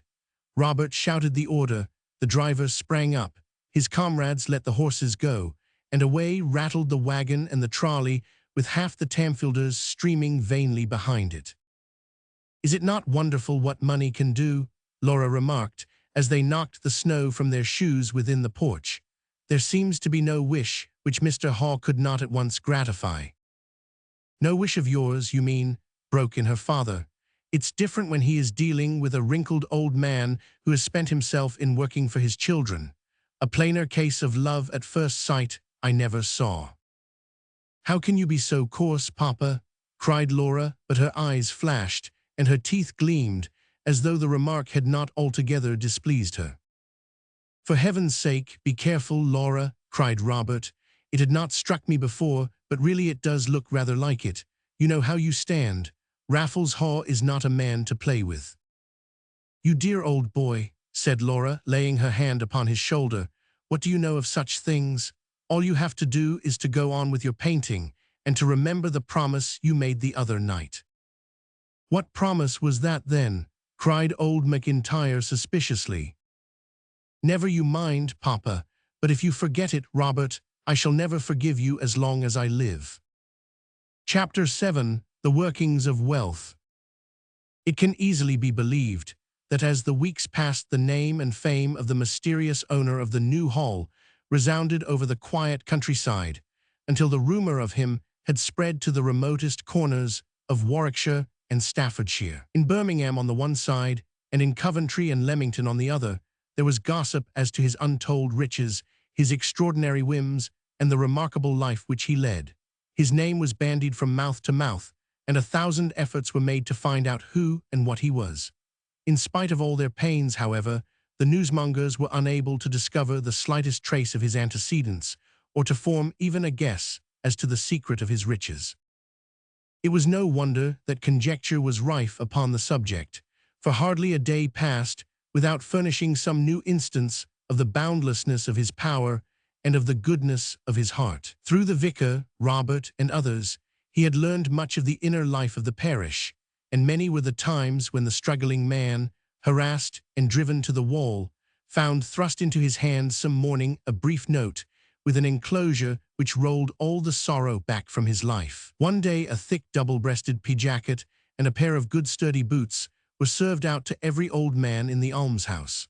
On another, Miss Swire, the decayed gentlewoman who eked out her small annuity by needlework, had a brand-new first-class sewing machine handed in to her to take the place of the old worn-out treadle which tried her rheumatic joints. The pale-faced schoolmaster, who had spent years with hardly a break in struggling with the juvenile obtuseness of Tamfield, received through the post a circular ticket for a 2 months tour through southern Europe, with hotel coupons and all complete. John Hackett, the farmer, after 5 long years of bad seasons, born with a brave heart, had at last been overthrown by the 6th, and had the bailiffs actually in the house when the good vicar had rushed in, waving a note above his head, to tell him not only that his deficit had been made up, but that enough remained over to provide the improved machinery which would enable him to hold his own for the future. An almost superstitious feeling came upon the rustic folk as they looked at the great palace when the sun gleamed upon the huge hothouses, or even more so, perhaps, when at night the brilliant electric lights shot their white radiance through the countless rows of windows. To them it was as if some minor providence presided in that great place, unseen, but seeing all, boundless in its power and its graciousness, ever ready to assist and to befriend. In every good deed, however, Raffles Haw still remained in the background, while the vicar and Robert had the pleasant task of conveying his benefits to the lowly and the suffering. Once only did he appear in his own person, and that was upon the famous occasion when he saved the well-known bank of Garrog Brothers in Birmingham. The most charitable and upright of men, the 2 brothers, Louis and Rupert, had built up a business which extended its ramifications into every townlet of 4 counties. The failure of their London agents had suddenly brought a heavy loss upon them, and the circumstance leaking out had caused a sudden and most dangerous run upon their establishment. Urgent telegrams for bullion from all their 40 branches poured in at the very instant when the head office was crowded with anxious clients, all waving their deposit books and clamoring for their money. Bravely did the 2 brothers with their staff stand with smiling faces behind the shining counter, while swift messengers sped and telegrams flashed to draw in all the available resources of the bank. All day the stream poured through the office, and when 4 o'clock came and the doors were closed for the day, the street without was still blocked by the expectant crowd, while there remained scarce £1,000 of bullion in the cellars. "It is only postponed, Louis," said brother Rupert despairingly, when the last clerk had left the office, and when at last they could relax the fixed smile upon their haggard faces. "Those shutters will never come down again," cried brother Louis, and the 2 suddenly burst out sobbing in each other's arms, not for their own griefs, but for the miseries which they might bring upon those who had trusted them. But who shall ever dare to say that there is no hope if he will but give his griefs to the world? That very night Mrs. Spurling had received a letter from her old school friend, Mrs. Louis Garrog, with all her fears and her hopes poured out in it, and the whole sad story of their troubles. Swift from the vicarage went the message to the hall, and early next morning Mr. Raffles Haw, with a great black carpet-bag in his hand, found means to draw the cashier of the local branch of the Bank of England from his breakfast, and to persuade him to open his doors at unofficial hours. By 9:30, the crowd had already begun to collect around Garrog's, when a stranger, pale and thin, with a bloated carpet-bag, was shown at his own very pressing request into the bank parlour. "It is no use, sir," said the elder brother humbly, as they stood together encouraging each other to turn a brave face to misfortune. "We can do no more. We have little left, and it would be unfair to the others to pay you now. We can but hope that, when our assets are realized, no one will be the loser save ourselves." "I did not come to draw out, but to put in," said Raffles Haw in his demure apologetic fashion. "I have in my bag £5,000 Bank of England notes. If you will have the goodness to place them to my credit account, I should be extremely obliged." "But good heavens, sir," stammered Rupert Garrog, "have you not heard? Have you not seen? We cannot allow you to do this thing blindfold, can we, Louis?" "Most certainly not. We cannot recommend our bank, sir, at the present moment, for there is a run upon us, and we do not know to what lengths it may go." "Tut, tut," said Raffles Haw. "If the run continues, you must send me a wire, and I shall make a small addition to my account. You will send me a receipt by post. Good morning, gentlemen." He bowed himself out ere the astounded partners could realize what had befallen them, or raise their eyes from the huge black bag and the visiting card which lay upon their table. There was no great failure in Birmingham that day, and the house of Garrog still survives to enjoy the success which it deserves. Such were the deeds by which Raffles Haw made himself known throughout the Midlands, and yet, in spite of all his open-handedness, he was not a man to be imposed upon. In vain the sturdy beggar cringed at his gate, and in vain the crafty letter-writer poured out 1,000 fabulous woes upon paper. Robert was astonished when he brought some tale of trouble to the hall to observe how swift was the perception of the recluse, and how unerringly he could detect a flaw in a narrative, or lay his finger upon the one point which rang false. Were a man strong enough to help himself, or of such a nature as to profit nothing by help, none would he get from the master of the new hall. In vain, for example, did old McIntyre throw himself continually across the path of the millionaire, and impress upon him, by 1,000 hints and innuendos, the hard fortune which had been dealt him, and the ease with which his fallen greatness might be restored. Raffles Haw listened politely, bowed, smiled, but never showed the slightest inclination to restore the querulous old gunmaker to his pedestal. But if the recluse's wealth was a lure which drew the beggars from far and near, as the lamp draws the moths, it had the same power of attraction upon another and much more dangerous class. Strange hard faces were seen in the village street, prowling figures were marked at night stealing about among the fir plantations, and warning messages arrived from city police and county constabulary to say that evil visitors were known to have taken train to Tamfield. But if, as Raffles Haw held, there were few limits to the power of immense wealth, it possessed, among other things, the power of self-preservation, as one or two people were to learn to their cost. "Would you mind stepping up to the hall?" he said one morning, putting his head in at the door of the Elmdene sitting-room. "I have something there that might amuse you." He was on intimate terms with the McIntyres now, and there were few days on which they did not see something of each other. They gladly accompanied him, all three, for such invitations were usually the prelude of some agreeable surprise which he had in store for them.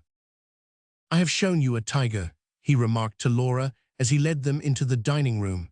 "I will now show you something quite as dangerous, though not nearly so pretty." There was an arrangement of mirrors at one end of the room, with a large circular glass set at a sharp angle at the top. "Look in there, in the upper glass," said Raffles Haw. "Good gracious, what dreadful-looking men," cried Laura. "There are two of them, and I don't know which is the worse." "What on earth are they doing?" asked Robert. "They appear to be sitting on the ground in some sort of a cellar." "Most dangerous-looking characters," said the old man. "I should strongly recommend you to send for a policeman."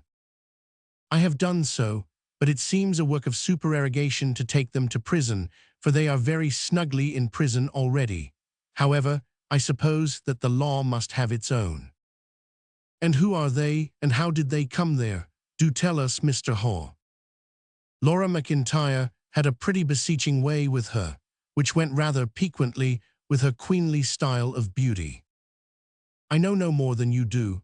They were not there last night, and they are here this morning, so I suppose it is a safe inference that they came in during the night, especially as my servants found the window open when they came down. As to their character and intentions, I should think that is pretty legible upon their faces. They look a pair of beauties, don't they?"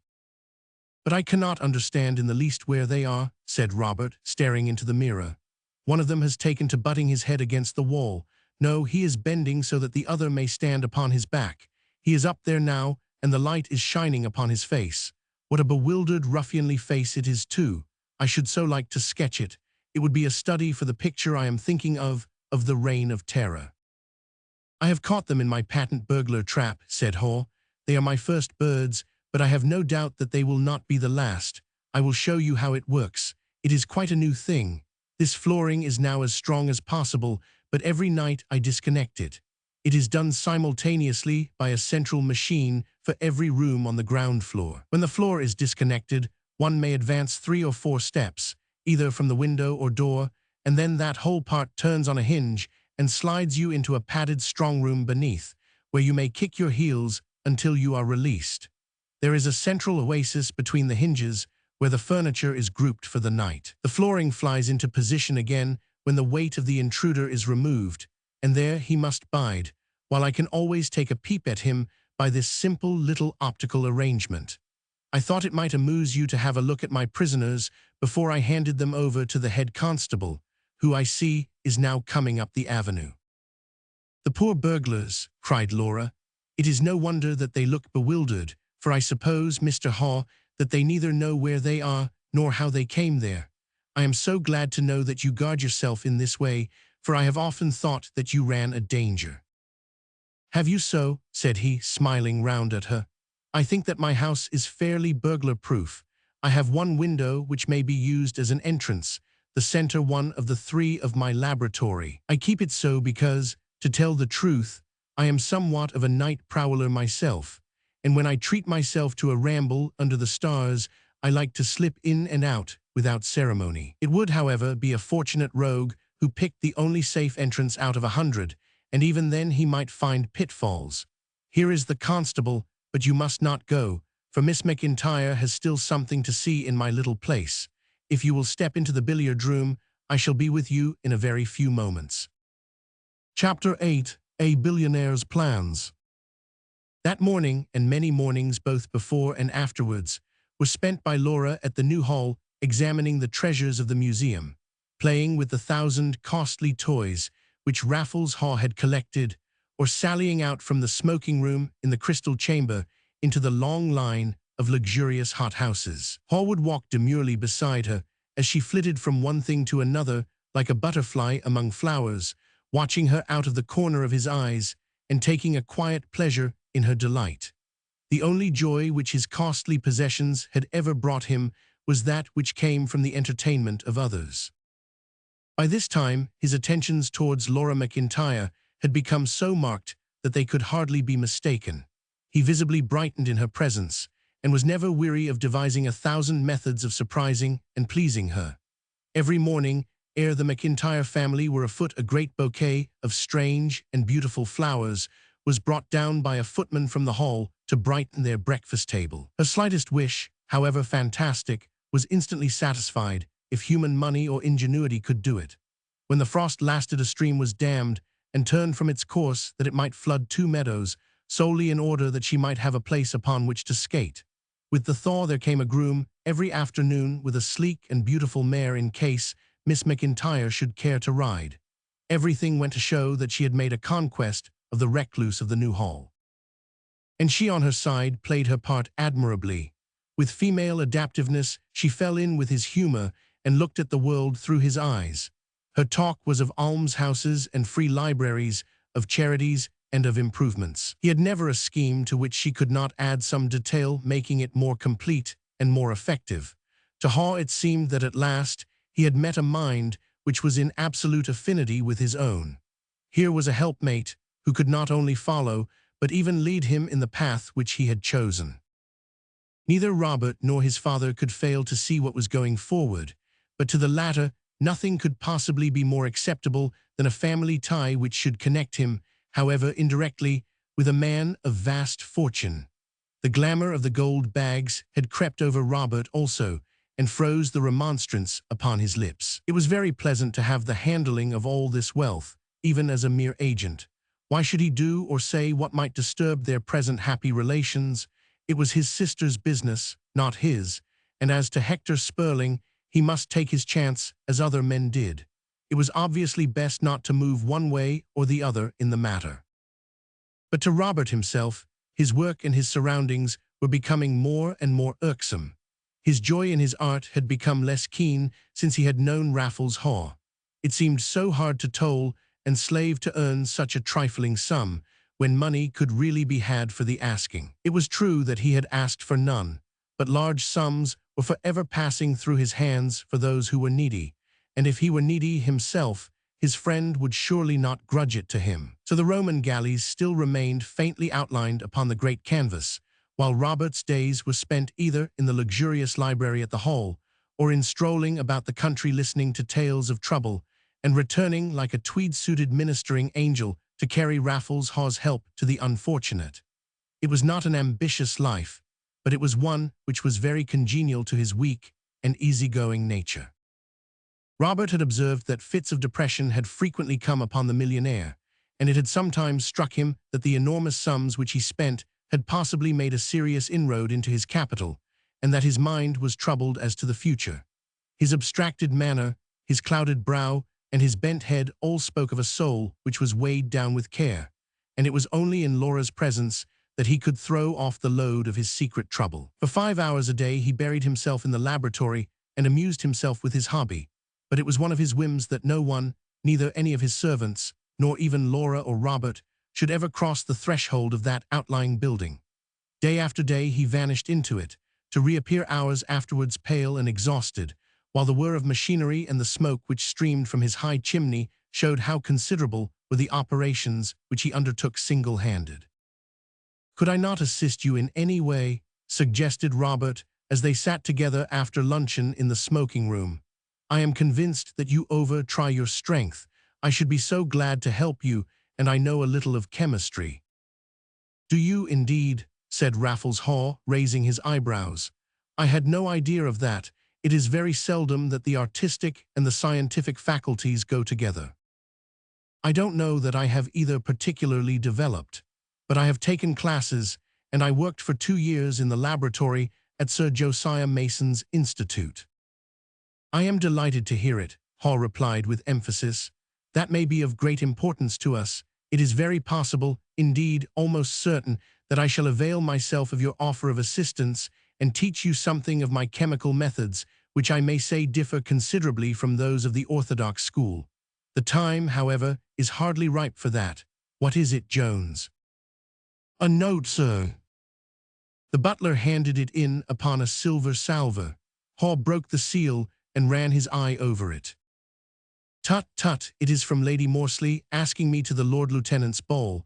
I cannot possibly accept. It is very kind of them, but I do wish they would leave me alone. Very well, Jones, I shall write. Do you know, Robert, I am often very unhappy." He frequently called the young artist by his Christian name, especially in his more confidential moments. "I have sometimes feared that you were," said the other sympathetically. "But how strange it seems, you who are yet young, healthy, with every faculty for enjoyment, and a millionaire." "Ah, Robert," cried Haw, leaning back in his chair and sending up thick blue wreaths from his pipe, "you have put your finger upon my trouble. If I were a millionaire, I might be happy, but alas, I am no millionaire." "Good heavens," gasped Robert. Cold seemed to shoot to his inmost soul as it flashed upon him that this was a prelude to a confession of impending bankruptcy, and that all this glorious life, all the excitement and the color and change, were about to vanish into thin air. "No millionaire," he stammered. "No, Robert, I am a billionaire, perhaps the only one in the world. That is what is on my mind, and why I am unhappy sometimes. I feel that I should spend this money, that I should put it in circulation, and yet it is so hard to do it without failing to do good, without doing positive harm. I feel my responsibility deeply. It weighs me down. Am I justified in continuing to live this quiet life when there are so many millions whom I might save and comfort if I could but reach them?" Robert heaved a long sigh of relief. "Perhaps you take too grave a view of your responsibilities," he said. "Everybody knows that the good which you have done is immense.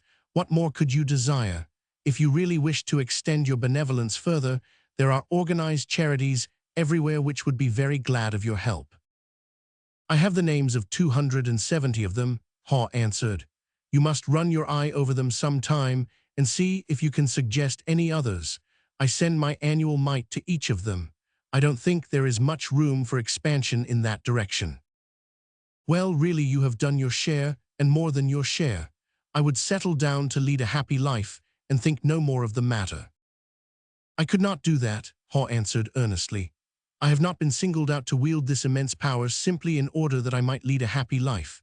I can never believe that. Now, can you not use your imagination, Robert, and devise methods by which a man who has command of, well, let us say, for argument's sake, boundless wealth, could benefit mankind by it, without taking away anyone's independence or in any way doing harm?" "Well, really, now that I come to think of it, it is a very difficult problem," said Robert. "Now I will submit a few schemes to you, and you may give me your opinion on them. Supposing that such a man were to buy 10 square miles of ground here in Staffordshire, and were to build upon it a neat city, consisting entirely of clean, comfortable little 4-roomed houses, furnished in a simple style, with shops and so forth, but no public houses. Supposing, too, that he were to offer a house free to all the homeless folk, all the tramps and broken men and out-of-workers in Great Britain. Then, having collected them together, let him employ them, under fitting superintendence, upon some colossal piece of work which would last for many years, and perhaps be of permanent value to humanity. Give them a good rate of pay, and let their hours of labor be reasonable, and those of recreation be pleasant. Might you not benefit them and benefit humanity at one stroke? But what form of work could you devise which would employ so vast a number for so long a time, and yet not compete with any existing industry? To do the latter would simply mean to shift the misery from one class to another. Precisely so, I should compete with no one. What I thought of doing was of sinking a shaft through the earth's crust, and of establishing rapid communication with the Antipodes. When you had got a certain distance down, how far is an interesting mathematical problem.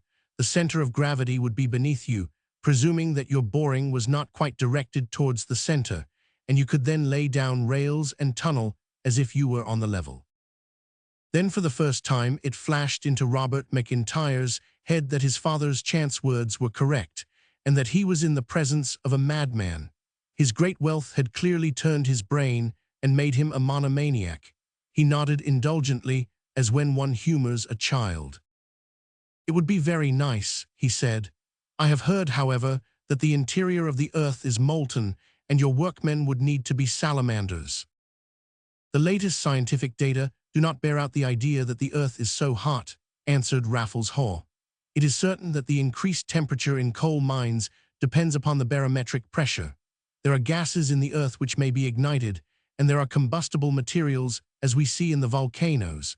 But if we came across anything of the sort in our borings, we could turn a river or two down the shaft and get the better of it in that fashion." "It would be rather awkward if the other end of your shaft came out under the Pacific Ocean," said Robert, choking down his inclination to laugh. "I have had estimates and calculations from the first living engineers, French, English, and American.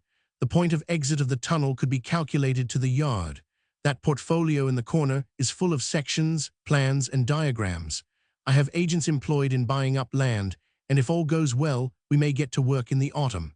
That is one device which may produce results. Another is canal cutting." "Ah, there you would compete with the railways." "You don't quite understand. I intend to cut canals through every neck of land where such a convenience would facilitate commerce. Such a scheme, when unaccompanied by any toll upon vessels, would, I think, be a very judicious way of helping the human race." "And where, pray, would you cut the canals?" asked Robert. "I have a map of the world here," Haw answered, rising and taking one down from the paper rack. "You see the blue pencil marks. Those are the points where I propose to establish communication. Of course, I should begin by the obvious duty of finishing the Panama business." Naturally, the man's lunacy was becoming more and more obvious, and yet there was such precision and coolness in his manner that Robert found himself against his own reason endorsing and speculating over his plans. The Isthmus of Corinth also occurs to one. That, however, is a small matter from either a financial or an engineering point of view. I propose, however, to make a junction here through Kiel between the German Ocean and the Baltic. It saves, you will observe, the whole journey round the coast of Denmark and would facilitate our trade with Germany and Russia.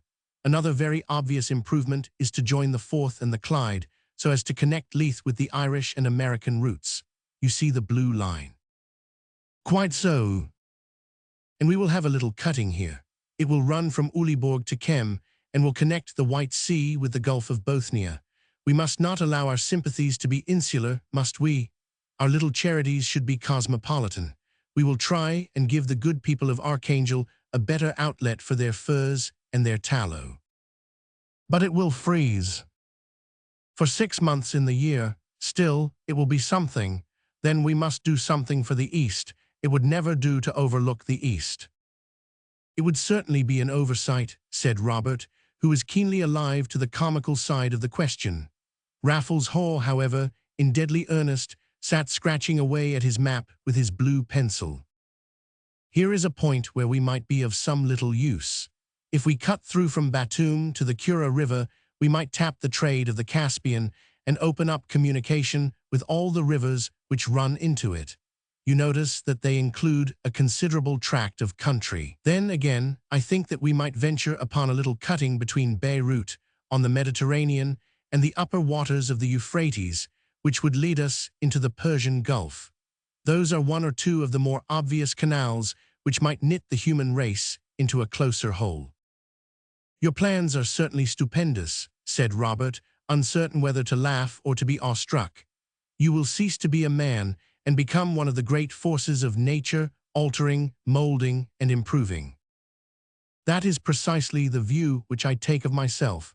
That is why I feel my responsibility so acutely. But surely, if you will do all this, you may rest.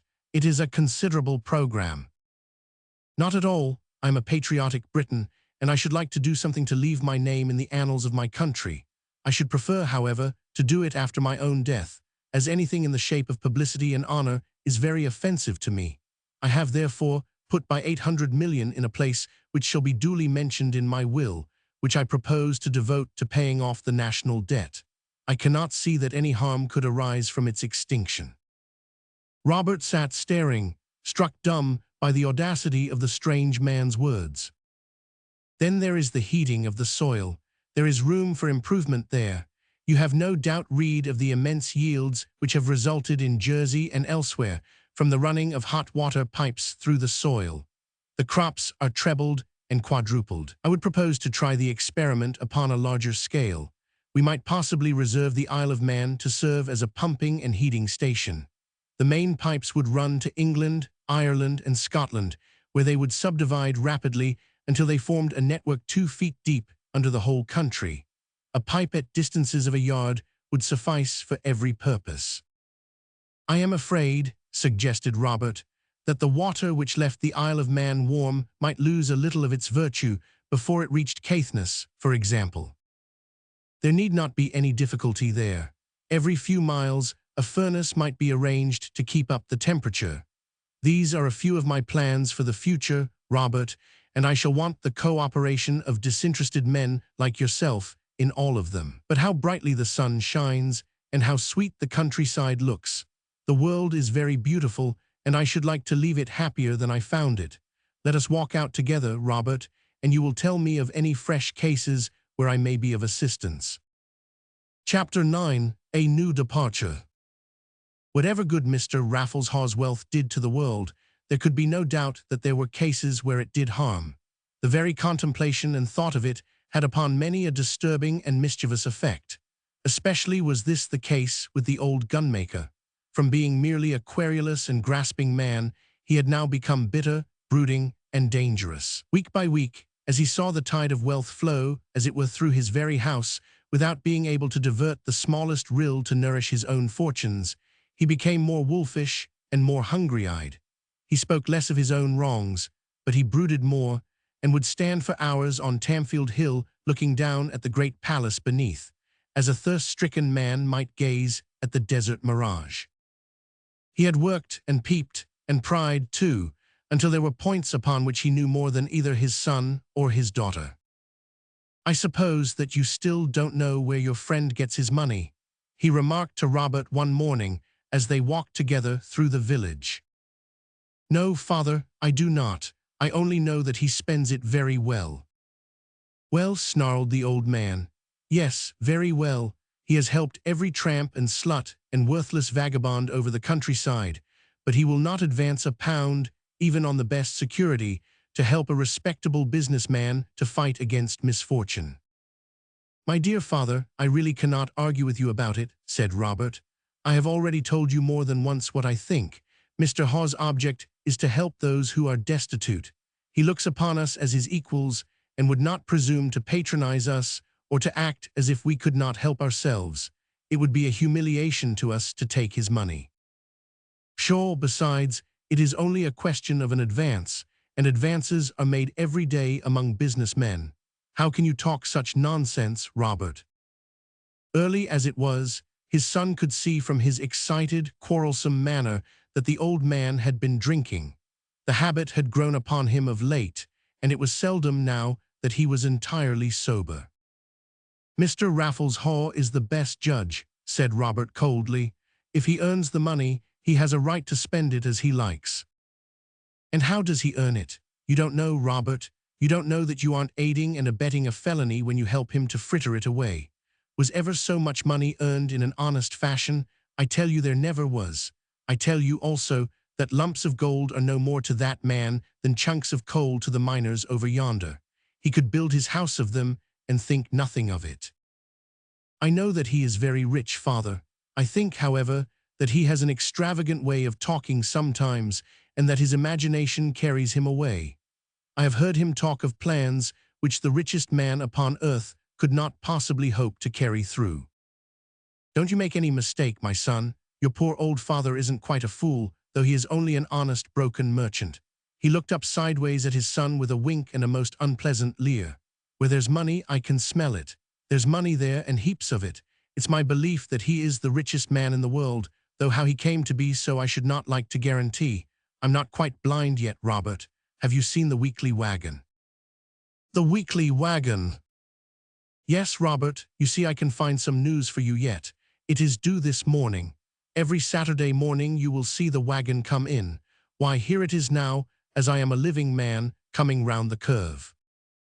Robert glanced back and saw a great heavy wagon drawn by 2 strong horses lumbering slowly along the road which led to the new hall. From the efforts of the animals and its slow pace, the contents seemed to be of great weight.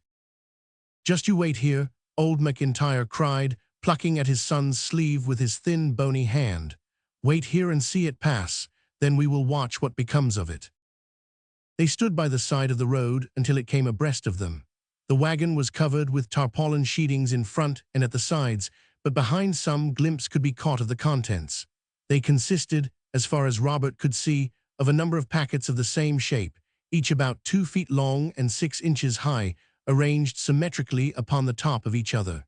Each packet was surrounded by a covering of coarse sacking. "What do you think of that?" asked old McIntyre triumphantly as the load creaked past. "Why, father, what do you make of it?" "I have watched it, Robert. I have watched it every Saturday, and I had my chance of looking a little deeper into it. You remember the day when the elm blew down and the road was blocked until they could saw it in two? That was on a Saturday, and the wagon came to a stand until they could clear a way for it. I was there, Robert, and I saw my chance. I strolled behind the wagon, and I placed my hands upon one of those packets. They look small, do they not? It would take a strong man to lift one. They are heavy, Robert, heavy and hard with the hardness of metal. I tell you, boy, that wagon is loaded with gold." "Gold!" "With solid bars of gold, Robert. But come into the plantation, and we shall see what becomes of it." They passed through the lodge gates, behind the wagon, and then wandered off among the fir trees until they gained a spot where they could command a view. The load had halted, not in front of the house, but at the door of the outbuilding with the chimney. A staff of stablemen and footmen were in readiness, who proceeded to swiftly unload and to carry the packages through the door. It was the first time that Robert had ever seen anyone save the master of the house enter the laboratory. No sign was seen of him now, however, and in half an hour the contents had all been safely stored, and the wagon had driven briskly away. "I cannot understand it, father," said Robert thoughtfully as they resumed their walk. "Supposing that your supposition is correct, who would send him such quantities of gold, and where could it come from?" "How you have to come to the old man after all," chuckled his companion. "I can see the little game. It is clear enough to me. There are two of them in it, you understand. The other one gets the gold. Never mind how, but we will hope that there is no harm. Let us suppose, for example, that they have found a marvelous mine, where you can just shovel it out like clay from a pit. Well then, he sends it on to this one, and he has his furnaces and his chemicals, and he refines and purifies it, and makes it fit to sell. That's my explanation of it, Robert. Has the old man put his finger on it?" "But if that were true, father, the gold must go back again." "So it does, Robert, but a little at a time. Ha ha, I've had my eyes open, you see. Every night it goes down in a small cart, and is sent on to London by the 7:40. Not in bars this time, but done up in iron-bound chests. I've seen them, boy, and I've had this hand upon them." "Well," said the young man thoughtfully, "maybe you are right. It is possible that you are right." While father and son were prying into his secrets, Raffles Haw had found his way to Elmdene, where Laura sat reading The Queen by the fire. "I am so sorry," she said, throwing down her paper and springing to her feet. "They are all out except me, but I am sure that they won't be long. I expect Robert every moment." "I would rather speak with you alone," answered Raffles Haw quietly. "Pray sit down, for I wanted to have a little chat with you." Laura resumed her seat with a flush upon her cheeks and a quickening of the breath.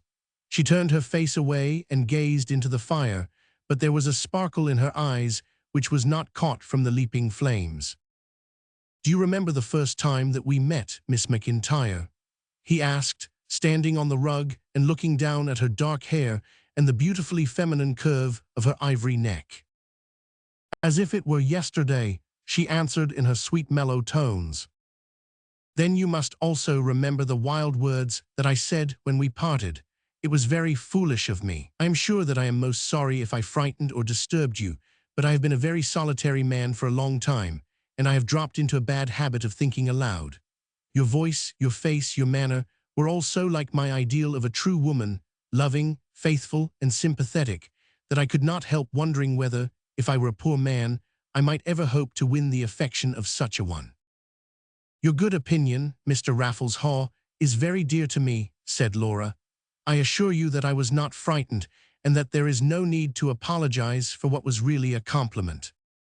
Since then I have found," he continued, "that all that I had read upon your face was true, that your mind is indeed that of the true woman, full of the noblest and sweetest qualities which human nature can aspire to. You know that I am a man of fortune, but I wish you to dismiss that consideration from your mind. Do you think from what you know of my character that you could be happy as my wife, Laura?" She made no answer, but still sat with her head turned away and her sparkling eyes fixed upon the fire. One little foot from under her skirt tapped nervously upon the rug. "It is only right that you should know a little more about me before you decide. There is, however, little to know. I am an orphan, and as far as I know, without a relation upon earth. My father was a respectable man, a country surgeon in Wales, and he brought me up to his own profession. Before I had passed my examinations, however, he died and left me a small annuity. I had conceived a great liking for the subjects of chemistry and electricity, and instead of going on with my medical work, I devoted myself entirely to these studies, and eventually built myself a laboratory where I could follow out my own researches. At about this time, I came into a very large sum of money, so large as to make me feel that a vast responsibility rested upon me in the use which I made of it. After some thought, I determined to build a large house in a quiet part of the country, not too far from a great center. There I could be in touch with the world, and yet would have quiet and leisure to mature the schemes which were in my head. As it chanced, I chose Tamfield as my site. All that remains now is to carry out the plans which I have made, and to endeavor to lighten the earth of some of the misery and injustice which weigh it down. I again ask you, Laura, will you throw in your lot with mine, and help me in the life's work which lies before me?" Laura looked up at him, at his stringy figure, his pale face, his keen yet gentle eyes. Somehow as she looked there seemed to form itself beside him some shadow of Hector Spurling, the manly features, the clear, firm mouth, the frank manner. Now, in the very moment of her triumph, it sprang clearly up in her mind how at the hour of their ruin he had stood firmly by them, and had loved the penniless girl as tenderly as the heiress to fortune. That last embrace at the door, too, came back to her, and she felt his lips warm upon her own. "I am very much honored, Mr. Haw," she stammered, "but this is so sudden. I have not had time to think. I do not know what to say." "Do not let me hurry you," he cried earnestly. "I beg that you will think well over it. I shall come again for my answer. When shall I come? Tonight?" "Yes, come tonight." "Then adieu. Believe me that I think more highly of you for your hesitation. I shall live in hope." He raised her hand to his lips and left her to her own thoughts. But what those thoughts were did not long remain in doubt. Dimmer and dimmer grew the vision of the distant sailor face, clearer and clearer the image of the vast palace, of the queenly power, of the diamonds, the gold, the ambitious future. It all lay at her feet, waiting to be picked up. How could she have hesitated, even for a moment? She rose, and walking over to her desk, she took out a sheet of paper and an envelope. The latter she addressed to Lieutenant Spurling, HMS Active, Gibraltar. The note cost some little trouble, but at last she got it worded to her mind. "Dear Hector," she said, "I am convinced that your father has never entirely approved of our engagement, otherwise he would not have thrown obstacles in the way of our marriage. I am sure, too, that since my poor father's misfortune it is only your own sense of honor and feeling of duty which have kept you true to me, and that you would have done infinitely better had you never seen me. I cannot bear, Hector, to allow you to imperil your future for my sake, and I have determined, after thinking well over the matter, to release you from our boy and girl engagement, so that you may be entirely free in every way. It is possible that you may think it unkind of me to do this now, but I am quite sure, dear Hector, that when you are an admiral and a very distinguished man, you will look back at this, and you will see that I have been a true friend to you, and have prevented you from making a false step early in your career. For myself, whether I marry or not, I have determined to devote the remainder of my life to trying to do good, and to leaving the world happier than I found it. Your father is very well and gave us a capital sermon last Sunday. I enclose the banknote which you asked me to keep for you. Goodbye forever, dear Hector, and believe me when I say that, come what may, I am ever your true friend, Laura S. McIntyre. She had hardly sealed her letter before her father and Robert returned. She closed the door behind them and made them a little curtsy. "I await my family's congratulations," she said, with her head in the air. "Mr. Raffles Haw has been here, and he has asked me to be his wife." "The deuce he did," cried the old man, "and you said I am to see him again. And you will say I will accept him." "You were always a good girl, Laura," said old McIntyre, standing on his tiptoes to kiss her. "But Laura, how about Hector?" asked Robert in mild remonstrance. "Oh, I have written to him," his sister answered carelessly. "I wish you would be good enough to post the letter." Chapter 10, The Great Secret. And so Laura McIntyre became duly engaged to Raffles Haw, and old McIntyre grew even more hungry-looking as he felt himself a step nearer to the source of wealth, while Robert thought less of work than ever, and never gave as much as a thought to the great canvas which still stood, dust-covered, upon his easel. Haw gave Laura an engagement ring of old gold, with a great blazing diamond bulging out of it. There was little talk about the matter, however, for it was Haw's wish that all should be done very quietly. Nearly all his evenings were spent at Elmdene, where he and Laura would build up the most colossal schemes of philanthropy for the future. With a map stretched out on the table in front of them, these two young people would, as it were, hover over the world, planning, devising, and improving. "Bless the girl," said old McIntyre to his son. "She speaks about it as if she were born to millions. Maybe, when once she is married, she won't be so ready to chuck her money into every mad scheme that her husband can think of." "Laura is greatly changed," Robert answered. "She has grown much more serious in her ideas." "You wait a bit," sniggered his father. "She is a good girl, is Laura, and she knows what she is about. She's not a girl to let her old dad go to the wall if she can set him right. It's a pretty state of things," he added bitterly. "Here's my daughter going to marry a man who thinks no more of gold than I used to of gunmetal, and here's my son going about with all the money he cares to ask for to help every ne'er-do-well in Staffordshire. And here's their father, who loved them and cared for them, and brought them both up, without money enough very often to buy a bottle of brandy. I don't know what your poor dear mother would have thought of it." You have only to ask for what you want. Yes, as if I were a 5-year-old child. But I tell you, Robert, I'll have my rights, and if I can't get them one way, I will another. I won't be treated as if I were no one. And there's one thing, if I am to be this man's pine-law, I'll want to know something about him and his money first. We may be poor, but we are honest. I'll up to the hall now and have it out with him. He seized his hat and stick and made for the door. No, no, father, cried Robert, catching him by the sleeve. You had better leave the matter alone. Mr. Haw is a very sensitive man. He would not like to be examined upon such a point. It might lead to a serious quarrel. I beg that you will not go. I am not to be put off forever, snarled the old man, who had been drinking heavily. I'll put my foot down now, once and forever. He tugged at his sleeve to free himself from his son's grasp. At least you shall not go without Laura knowing. I will call her down, and we shall have her opinion. Oh, I don't want to have any scenes, said McIntyre sulkily, relaxing his efforts. He lived in dread of his daughter, and at his worst moments, the mention of her name would serve to restrain him. Besides, said Robert, I have not the slightest doubt that Raffles Haw will see the necessity for giving us some sort of explanation before matters go further. He must understand that we have some claim now to be taken into his confidence. He had hardly spoken when there was a tap at the door, and the man of whom they were speaking walked in. Good morning, Mr. McIntyre, said he. Robert, would you mind stepping up to the hall with me? I want to have a little business chat. He looked serious, like a man who is carrying out something which he has well weighed.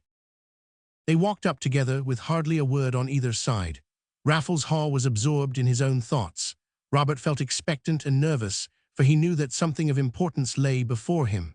The winter had almost passed now, and the first young shoots were beginning to peep out timidly in the face of the wind and the rain of an English March. The snows were gone, but the countryside looked bleaker and drearier, all shrouded in the haze from the damp, sodden meadows. By the way, Robert, said Raffles Haw suddenly as they walked up the avenue, has your great Roman picture gone to London? I have not finished it yet. But I know that you are a quick worker. You must be nearly at the end of it. No, I am afraid that it has not advanced much since you saw it. For one thing, the light has not been very good. Raffles Haw said nothing, but a pained expression flashed over his face. When they reached the house, he led the way through the museum. 2 great metal cases were lying on the floor. I have a small addition there to the gem collection, he remarked as he passed. They only arrived last night, and I have not opened them yet, but I am given to understand from the letters and invoices that there are some fine specimens. We might arrange them this afternoon, if you care to assist me. Let us go into the smoking room now. He threw himself down into a settee and motioned Robert into the armchair in front of him. Light a cigar, he said. Press the spring if there is any refreshment which you would like. Now, my dear Robert, confess to me in the first place that you have often thought me mad.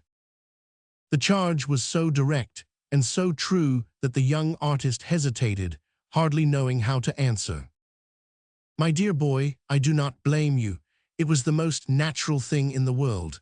I should have looked upon anyone as a madman who had talked to me as I have talked to you. But for all that, Robert, you were wrong, and I have never yet in our conversations proposed any scheme which it was not well within my power to carry out. I tell you in all sober earnest that the amount of my income is limited only by my desire, and that all the bankers and financiers combined could not furnish the sums which I can put forward without an effort. I have had ample proof of your immense wealth, said Robert. And you are very naturally curious as to how that wealth was obtained. Well, I can tell you one thing. The money is perfectly clean. I have robbed no one, cheated no one, sweated no one, ground no one down in the gaining of it. I can read your father's eye, Robert. I can see that he has done me an injustice in this matter. Well, perhaps he is not to be blamed. Perhaps I also might think uncharitable things if I were in his place. But that is why I now give an explanation to you, Robert, and not to him. You, at least, have trusted me, and you have a right, before I become one of your family, to know all that I can tell you. Laura also has trusted me, but I know well that she is content still to trust me. "I would not intrude upon your secrets, Mr. Haw," said Robert, "but of course I cannot deny that I should be very proud and pleased if you cared to confide them to me. And I will, not all. I do not think that I shall ever, while I live, tell all, but I shall leave directions behind me so that when I die you may be able to carry on my unfinished work.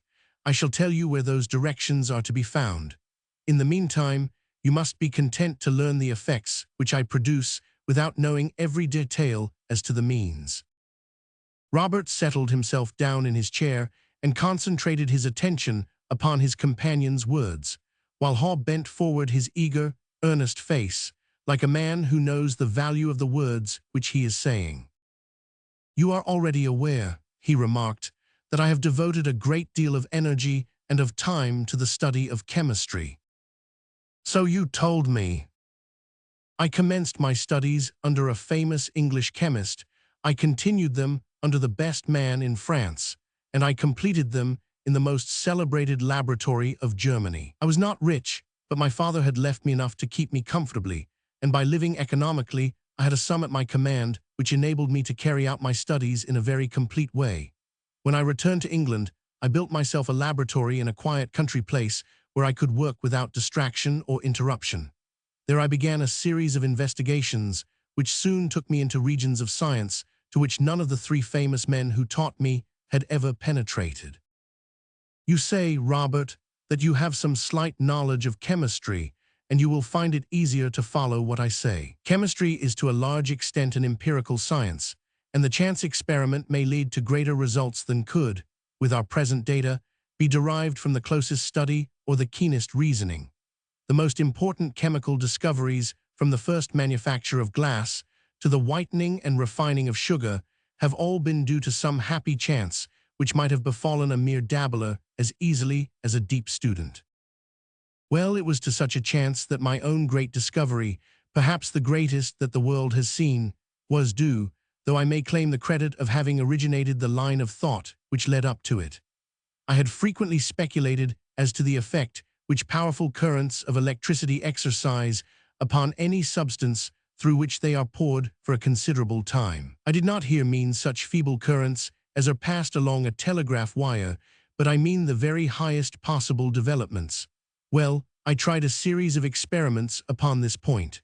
I found that in liquids and in compounds, the force had a disintegrating effect. The well-known experiment of the electrolysis of water will, of course, occur to you, but I found that in the case of elemental solids, the effect was a remarkable one. The element slowly decreased in weight, without perceptibly altering in composition. I hope that I make myself clear to you." "I follow you entirely," said Robert, deeply interested in his companion's narrative. "I tried upon several elements, and always with the same result. In every case, an hour's current would produce a perceptible loss of weight. My theory at that stage was that there was a loosening of the molecules caused by the electric fluid, and that a certain number of these molecules were shed off like an impalpable dust, all round the lump of earth or of metal, which remained, of course, the lighter by their loss. I had entirely accepted this theory when a very remarkable chance led me to completely alter my opinions. I had one Saturday night fastened a bar of bismuth in a clamp, and had attached it on either side to an electric wire, in order to observe what effect the current would have upon it. I had been testing each metal in turn, exposing them to the influence for from 1 to 2 hours. I had just got everything in position and had completed my connection, when I received a telegram to say that John Stillingfleet, an old chemist in London with whom I had been on terms of intimacy, was dangerously ill and had expressed a wish to see me. The last train was due to leave in 20 minutes, and I lived a good mile from the station. I thrust a few things into a bag, locked my laboratory, and ran as hard as I could to catch it. It was not until I was in London that it suddenly occurred to me that I had neglected to shut off the current, and that it would continue to pass through the bar of bismuth until the batteries were exhausted. The fact, however, seemed to be of small importance, and I dismissed it from my mind. I was detained in London until the Tuesday night, and it was Wednesday morning before I got back to my work. As I unlocked the laboratory door, my mind reverted to the uncompleted experiment, and it struck me that in all probability my piece of bismuth would have been entirely disintegrated and reduced to its primitive molecules. I was utterly unprepared for the truth. When I approached the table, I found, sure enough, that the bar of metal had vanished and that the clamp was empty.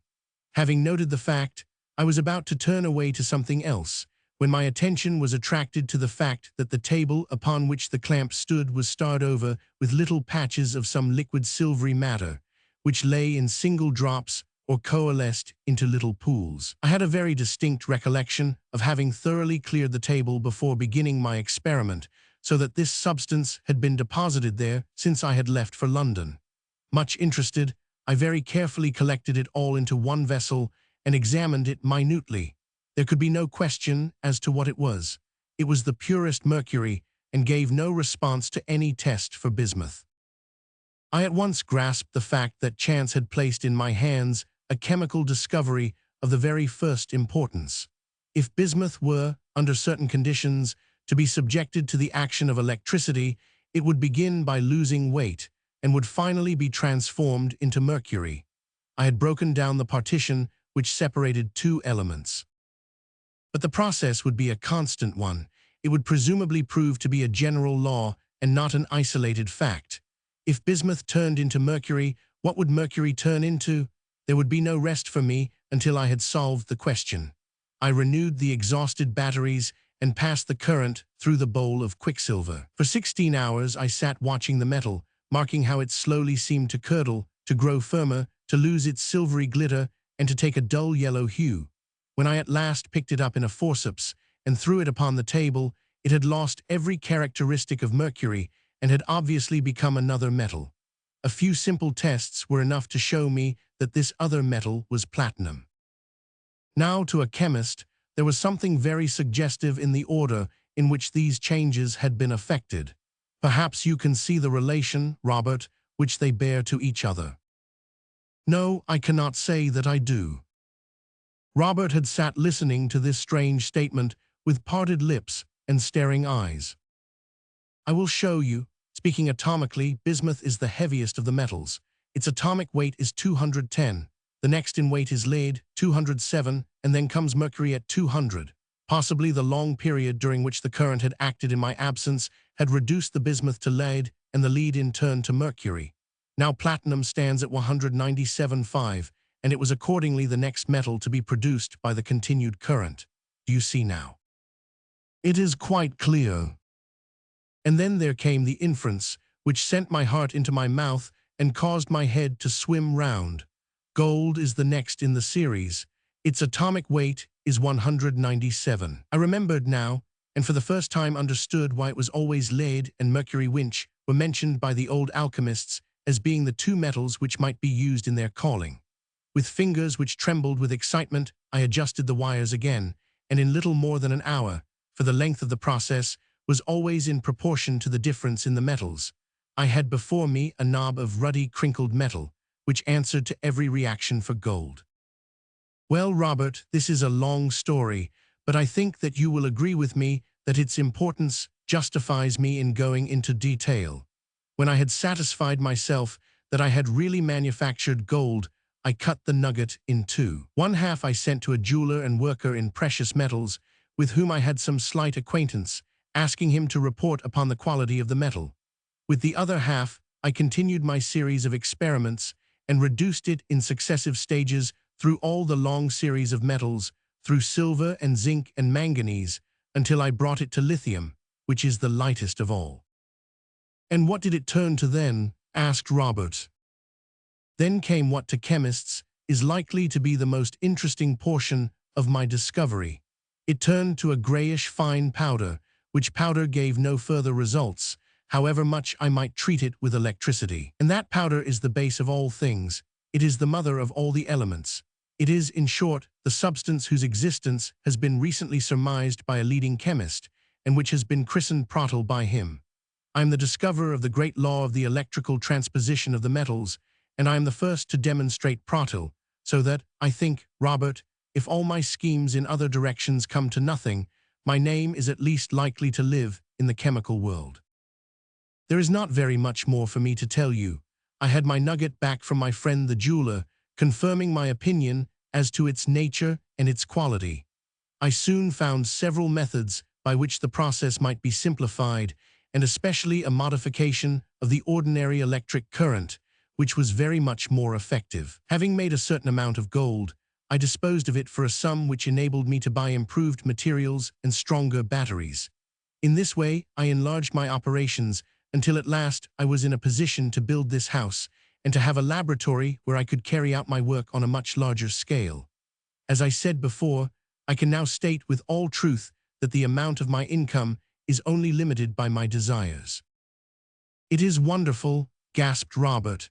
"It is like a fairy tale, but with this great discovery in your mind, you must have been sorely tempted to confide it to others." I thought well over it. I gave it every consideration. It was obvious to me that if my invention were made public, its immediate result would be to deprive the present precious metals of all their special value. Some other substance, amber, we will say, or ivory, would be chosen as a medium for barter, and gold would be inferior to brass, as being heavier and yet not so hard. No one would be the better for such a consummation as that. Now, if I retained my secret and used it with wisdom, I might make myself the greatest benefactor to mankind that has ever lived.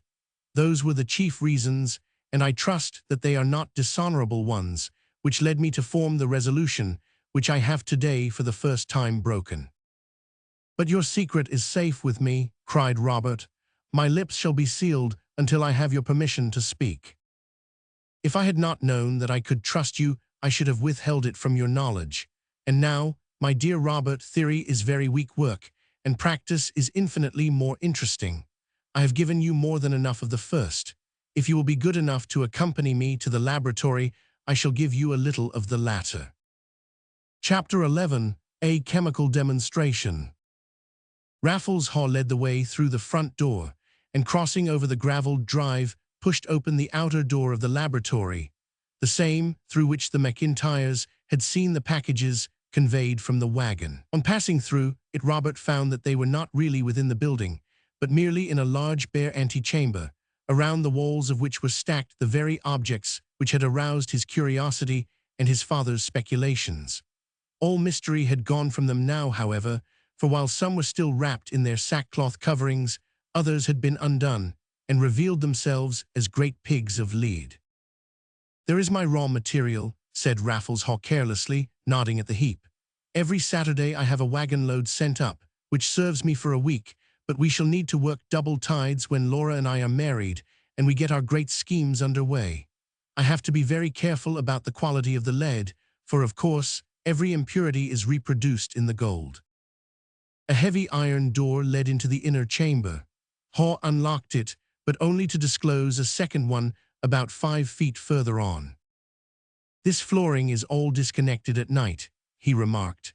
"I have no doubt that there is a good deal of gossip in the servants' hall about this sealed chamber, so I have to guard myself against some inquisitive ostler or too adventurous butler."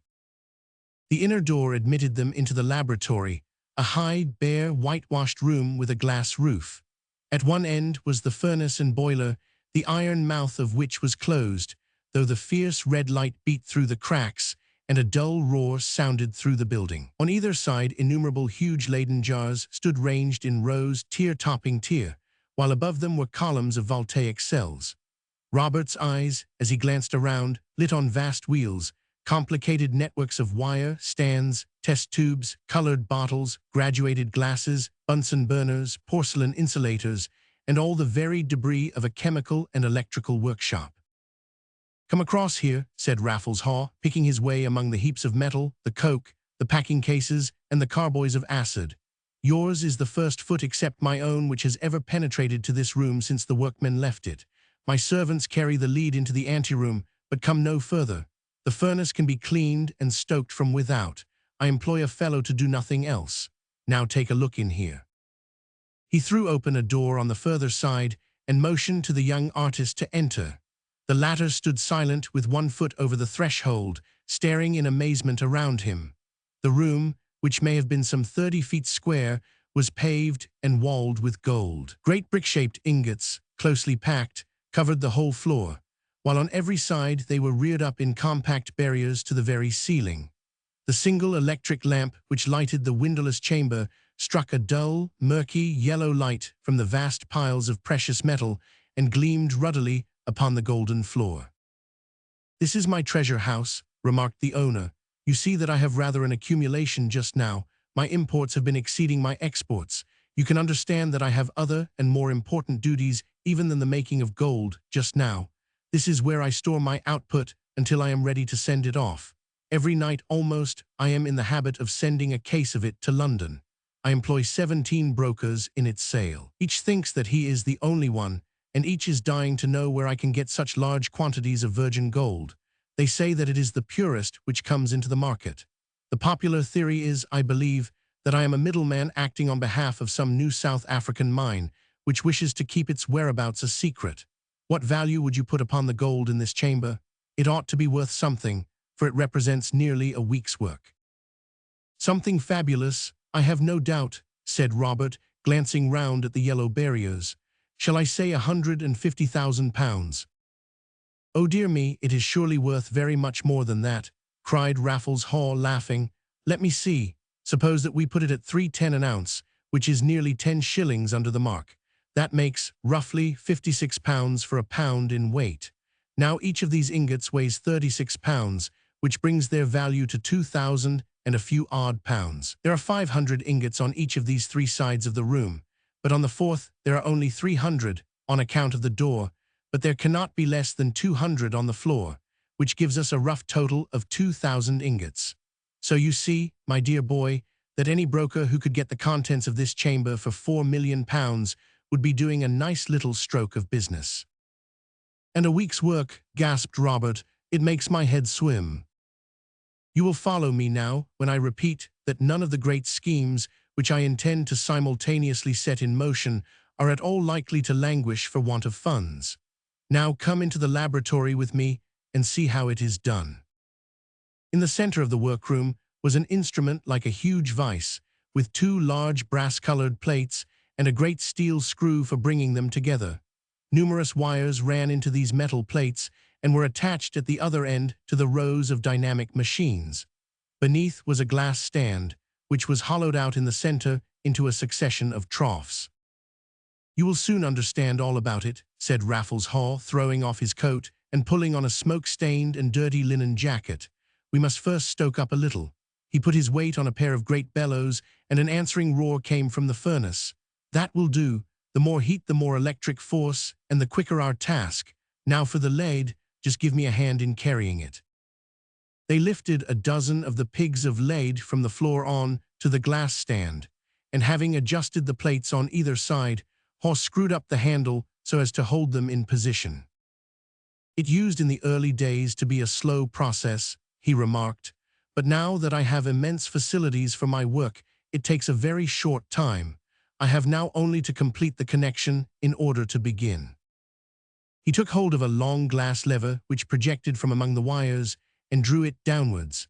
A sharp click was heard, followed by a loud, sparkling, crackling noise. Great spurts of flame sprang from the two electrodes, and the mass of lead was surrounded by an aureole of golden sparks, which hissed and snapped like pistol shots. The air was filled with the peculiar acid smell of ozone. "The power there is immense," said Raffles Haw, superintending the process, with his watch upon the palm of his hand. "It would reduce an organic substance to protyle instantly. It is well to understand the mechanism thoroughly, for any mistake might be a grave matter for the operator. You are dealing with gigantic forces, but you perceive that the lead is already beginning to turn." Silvery dew-like drops had indeed begun to form upon the dull-colored mass, and to drop with a tinkle and splash into the glass troughs. Slowly the lead melted away, like an icicle in the sun, the electrodes ever closing upon it as it contracted, until they came together in the center, and a row of pools of quicksilver had taken the place of the solid metal. Two smaller electrodes were plunged into the mercury, which gradually curdled and solidified until it had resumed the solid form with a yellowish, brassy shimmer. "What lies in the molds now is platinum," remarked Raffles Haw. "We must take it from the troughs and refix it in the large electrodes. So, now we turn on the current again. You see that it gradually takes a darker and richer tint. Now I think that it is perfect." He drew up the lever, removed the electrodes, and there lay a dozen bricks of ruddy sparkling gold. "You see, according to our calculations, our morning's work has been worth £24,000, and it has not taken us more than 20 minutes, remarked the alchemist as he picked up the newly made ingots and threw them down among the others. "We will devote one of them to experiment," said he, leaving the last standing upon the glass insulator. "To the world, it would seem an expensive demonstration which cost £2,000, but our standard, you see, is a different one. Now you will see me run through the whole gamut of metallic nature."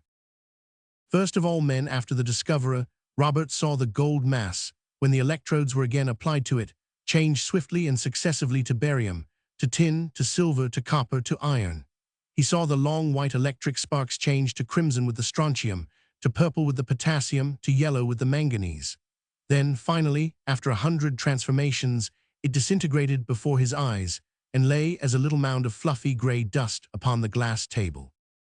"And this is Protel," said Haw, passing his fingers through it. "The chemist of the future may resolve it into further constituents, but to me it is the Ultima Thule.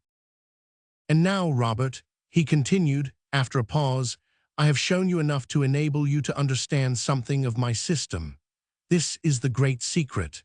It is the secret which endows the man who knows it with such a universal power as no man has ever enjoyed since the world was made. This secret it is the dearest wish of my heart to use for good, and I swear to you, Robert McIntyre, that if I thought it would tend to anything but good I would have done with it forever. No, I would neither use it myself, nor would any other man learn it from my lips. I swear it by all that is holy and solemn." His eyes flashed as he spoke, and his voice quivered with emotion. Standing, pale and lanky, amid his electrodes and his retorts, there was still something majestic about this man, who, amid all his stupendous good fortune, could still keep his moral sense undazzled by the glitter of his gold. Robert's weak nature had never before realized the strength which lay in those thin, firm lips and earnest eyes. "Surely in your hands, Mr. Haw, nothing but good can come of it," he said. "I hope not, I pray not, most earnestly do I pray not.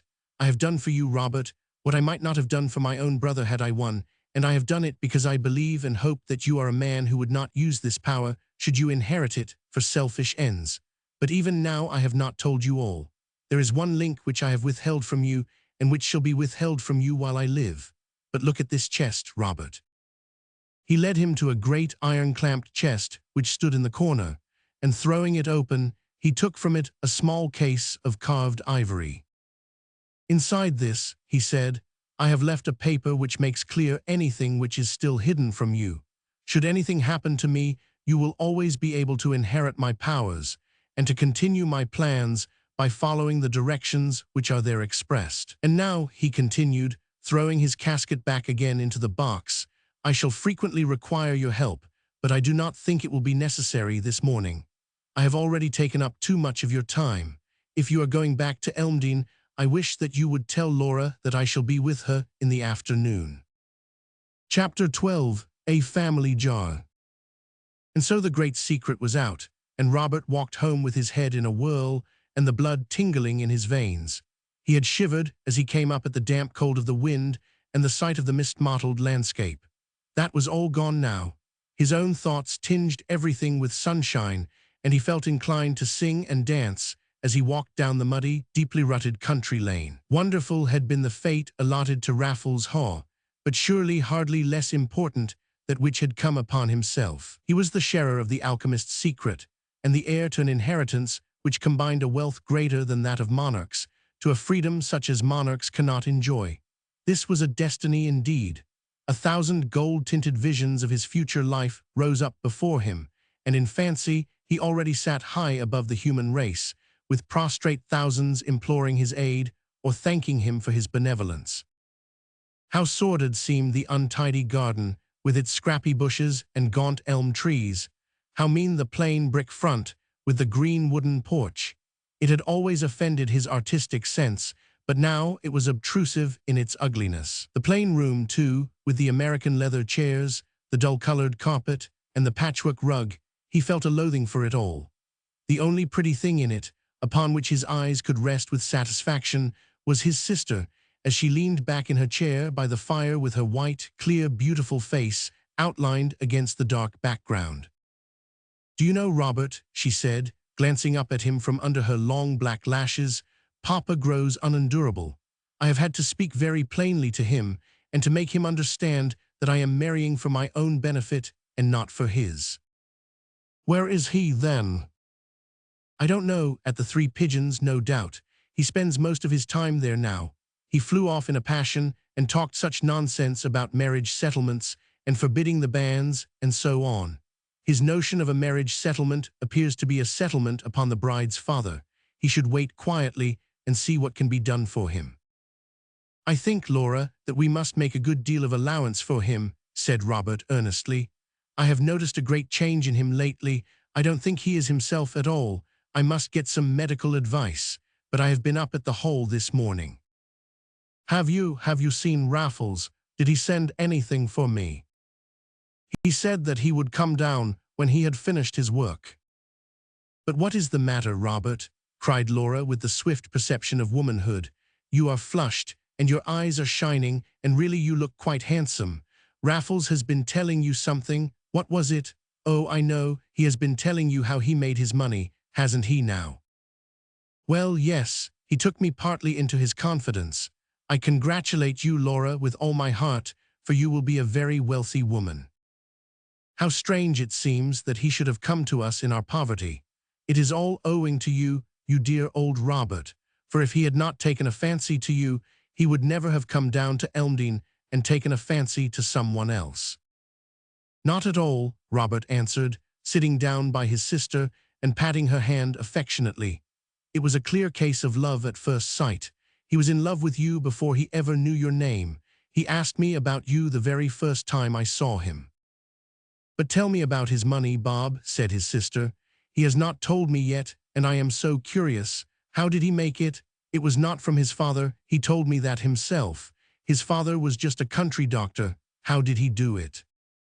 "I am bound over to secrecy. He will tell you himself." "Oh, but only tell me if I guess right. He had it left him by an uncle, well, by a friend, or he took out some wonderful patent, or he discovered a mine, or oil. Do tell me, Robert." "I mustn't really," cried her brother, laughing. "And I must not talk to you any more. You are much too sharp. I feel a responsibility about it, and besides, I must really do some work." "It is very unkind of you," said Laura, pouting, "but I must put my things on, for I go into Birmingham by the 1:20. "To Birmingham?" "Yes, I have 100 things to order. There is everything to be got. You men forget about these details. Raffles wishes to have the wedding in little more than a fortnight. Of course it will be very quiet, but still one needs something." "So early as that?" said Robert thoughtfully. "Well, perhaps it is better so." "Much better, Robert. Would it not be dreadful if Hector came back first, and there was a scene? If I were once married, I should not mind. Why should I?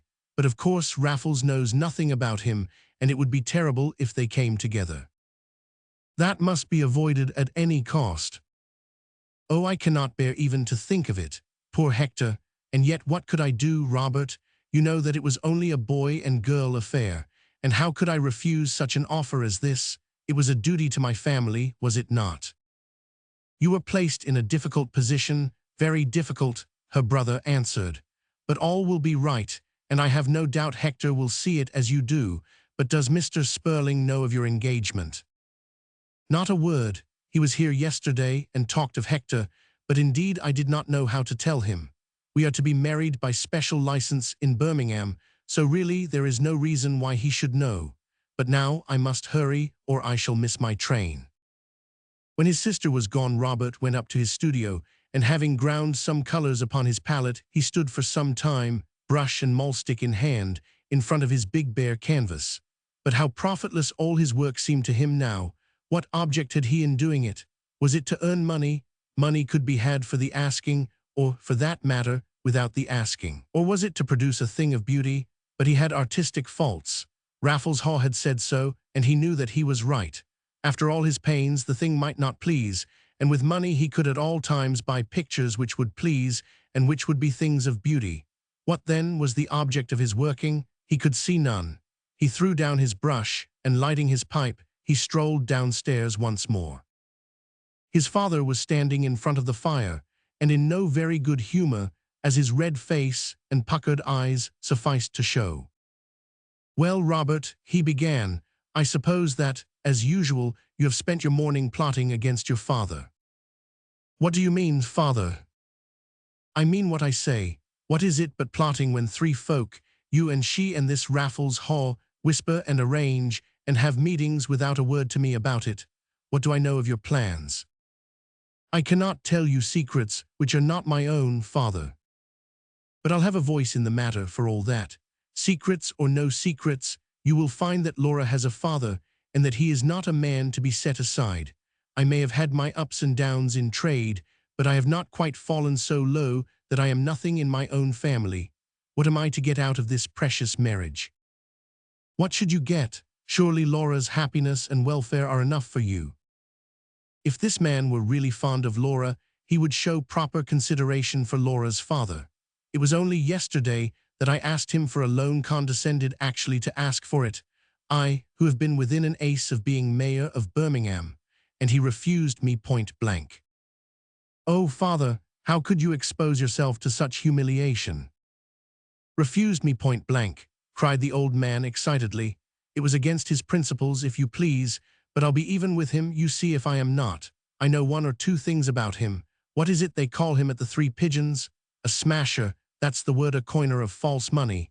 Why else should he have this metal sent him, and that great smoky chimney of his going all day?" "Why can you not leave him alone, father?" expostulated Robert. "You seem to think of nothing but his money.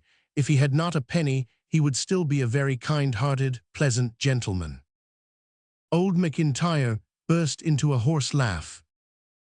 "I like to hear you preach," said he. "Without a penny, indeed.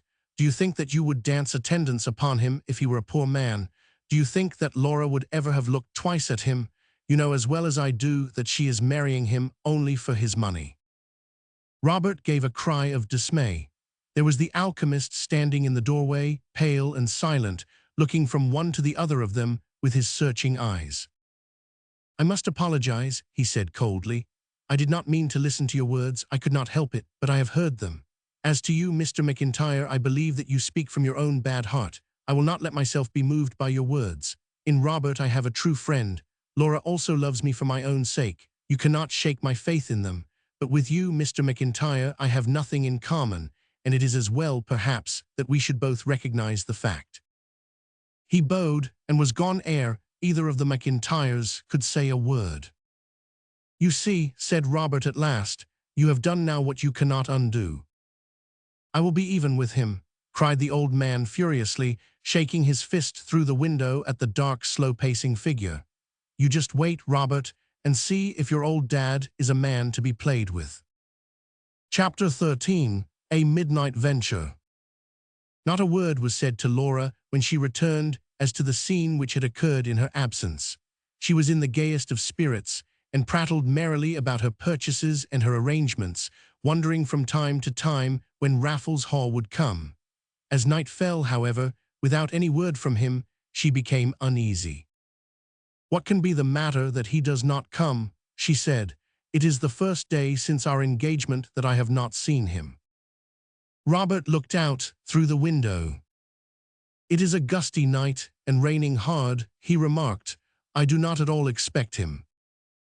Poor Hector used to come, rain, snow, or fine, but then, of course, he was a sailor.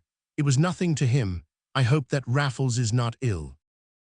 "He was quite well when I saw him this morning," answered her brother, and they relapsed into silence, while the rain pattered against the windows, and the wind screamed amid the branches of the elms outside. Old McIntyre had sat in the corner most of the day, biting his nails and glowering into the fire, with a brooding, malignant expression upon his wrinkled features. Contrary to his usual habits, he did not go to the village inn, but shuffled off early to bed without a word to his children. Laura and Robert remained chatting for some time by the fire. she talking of the 1,001 wonderful things which were to be done when she was mistress of the new hall. There was less philanthropy in her talk when her future husband was absent, and Robert could not but remark that her carriages, her dresses, her receptions, and her travels in distant countries were the topics into which she threw all the enthusiasm which he had formerly heard her bestow upon refuge homes and labor organizations. "I think that greys are the nicest horses," she said.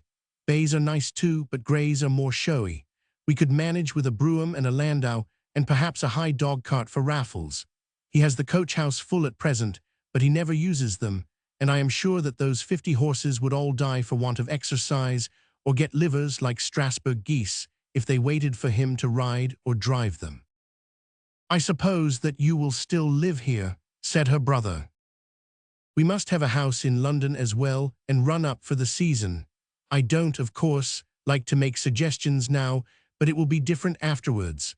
I am sure that Raffles will do it if I ask him. It is all very well for him to say that he does not want any thanks or honors, but I should like to know what is the use of being a public benefactor if you are to have no return for it. I am sure that if he does only half what he talks of doing, they will make him a peer, Lord Tamfield, perhaps, and then, of course, I shall be my Lady Tamfield, and what would you think of that, Bob?" She dropped him a stately curtsy and tossed her head in the air, as one who was born to wear a coronet. "Father must be pensioned off," she remarked presently. "He shall have so much a year on condition that he keeps away. As to you, Bob, I don't know what we shall do for you. We shall make you president of the Royal Academy if money can do it." It was late before they ceased building their air castles and retired to their rooms, but Robert's brain was excited and he could not sleep. The events of the day had been enough to shake a stronger man. There had been the revelation of the morning, the strange sights which he had witnessed in the laboratory, and the immense secret which had been confided to his keeping. Then there had been his conversation with his father in the afternoon, their disagreement, and the sudden intrusion of Raffles Haw.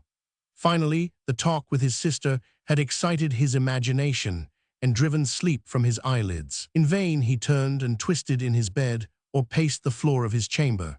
He was not only awake, but abnormally awake, with every nerve highly strung and every sense at the keenest. What was he to do to gain a little sleep? It flashed across him that there was brandy in the decanter downstairs, and that a glass might act as a sedative. He had opened the door of his room, when suddenly his ear caught the sound of slow and stealthy footsteps upon the stairs. His own lamp was unlit, but a dim glimmer came from a moving taper, and a long black shadow traveled down the wall. He stood motionless, listening intently. The steps were in the hall now, and he heard a gentle creaking as the key was cautiously turned in the door. The next instant there came a gust of cold air, the taper was extinguished, and a sharp snap announced that the door had been closed from without. Robert stood astonished. Who could this night wanderer be? It must be his father. But what errand could take him out at 3 in the morning, and such a morning too? With every blast of the wind, the rain beat up against his chamber window as though it would drive it in. The glass rattled in the frames, and the tree outside creaked and groaned as its great branches were tossed about by the gale. What could draw any man forth upon such a night? Hurriedly Robert struck a match and lit his lamp. His father's room was opposite his own, and the door was ajar. He pushed it open and looked about him. It was empty. The bed had not even been lain upon. The single chair stood by the window, and there the old man must have sat since he left them. There was no book, no paper, no means by which he could have amused himself, nothing but a razor strop lying on the windowsill. A feeling of impending misfortune struck cold to Robert's heart. There was some ill meaning in this journey of his father's. He thought of his brooding of yesterday, his scowling face, his bitter threats. Yes, there was some mischief underlying it, but perhaps he might even now be in time to prevent it. There was no use calling Laura. She could be no help in the matter. He hurriedly threw on his clothes, muffled himself in his top coat, and seizing his hat and stick, he set off after his father. As he came out into the village street, the wind whirled down it, so that he had to put his ear and shoulder against it and push his way forward. It was better, however, when he turned into the lane. The high bank and the hedge sheltered him upon one side. The road, however, was deep in mud, and the rain fell in a steady swish. Not a soul was to be seen, but he needed to make no inquiries, for he knew whither his father had gone as certainly as though he had seen him. The iron side gate of the avenue was half open, and Robert stumbled his way up the gravelled drive amid the dripping fir trees. What could his father's intention be when he reached the hall? Was it merely that he wished to spy and prowl, or did he intend to call up the master and enter into some discussion as to his wrongs? Or was it possible that some blacker and more sinister design lay beneath his strange doings? Robert thought suddenly of the razor strop and gasped with horror. What had the old man been doing with that? He quickened his pace to a run and hurried on until he found himself at the door of the hall. Thank God, all was quiet there.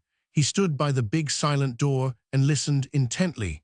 There was nothing to be heard save the wind and the rain. Where then could his father be? If he wished to enter the hall, he would not attempt to do so by one of the windows, for had he not been present when Raffles Haw had shown them the precautions which he had taken?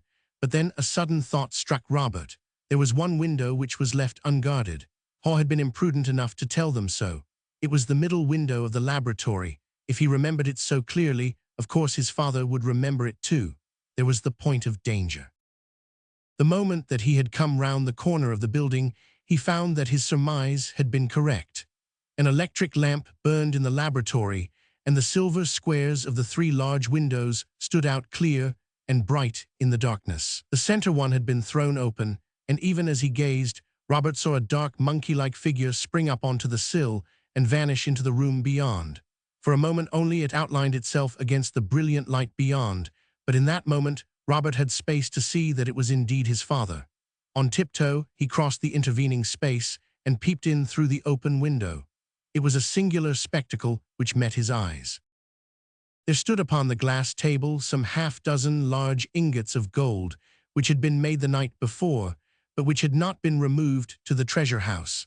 On these, the old man had thrown himself, as one who enters into his rightful inheritance. He lay across the table, his arms clasping the bars of gold, his cheek pressed against them, crooning and muttering to himself. Under the clear, still light, amid the giant wheels and strange engines, that one little dark figure clutching and clinging to the ingots had in it something both weird and piteous. For 5 minutes or more, Robert stood in the darkness amid the rain, looking in at this strange sight, while his father hardly moved save to cuddle closer to the gold, and to pat it with his thin hands. Robert was still uncertain what he should do, when his eyes wandered from the central figure and fell on something else, which made him give a little cry of astonishment, a cry which was drowned amid the howling of the gale. Raffles Haw was standing in the corner of the room.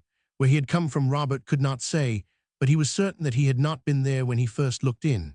He stood silent, wrapped in some long, dark dressing gown, his arms folded, and a bitter smile upon his pale face. Old McIntyre seemed to see him at almost the same moment, for he snarled out an oath and clutched still closer at his treasure, looking slantwise at the master of the house with furtive, treacherous eyes. "And it has really come to this," said Haw at last, taking a step forward. "You have actually fallen so low, Mr. McIntyre, as to steal into my house at night like a common burglar. You knew that this window was unguarded. I remember telling you as much. But I did not tell you what other means I had adopted by which I might be warned if knaves made an entrance, but that you should have come, you."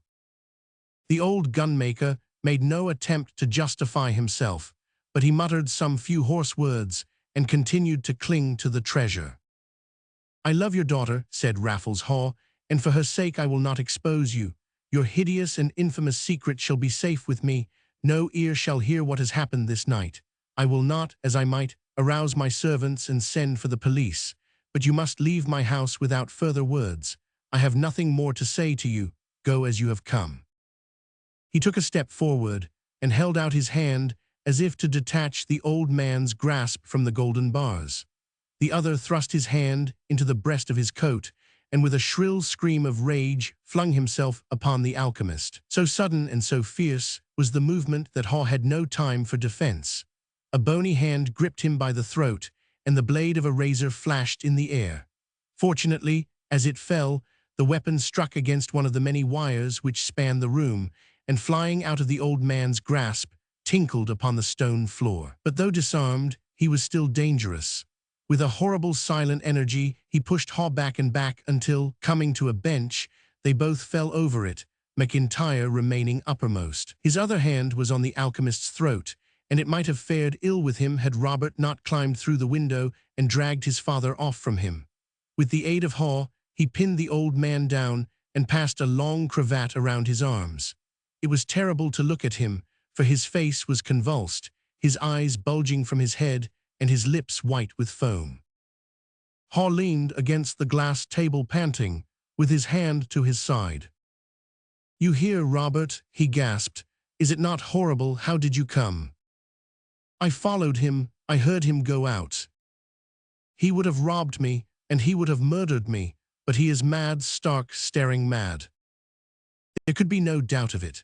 Old McIntyre was sitting up now and burst suddenly into a hoarse peal of laughter, rocking himself backwards and forwards and looking up at them with little twinkling, cunning eyes. It was clear to both of them that his mind, weakened by long brooding over the one idea, had now at last become that of a monomaniac. His horrid, causeless mirth was more terrible even than his fury. "What shall we do with him?" asked Haw. "We cannot take him back to Elmdene. It would be a terrible shock to Laura. We could have doctors to certify in the morning. Could we not keep him here until then?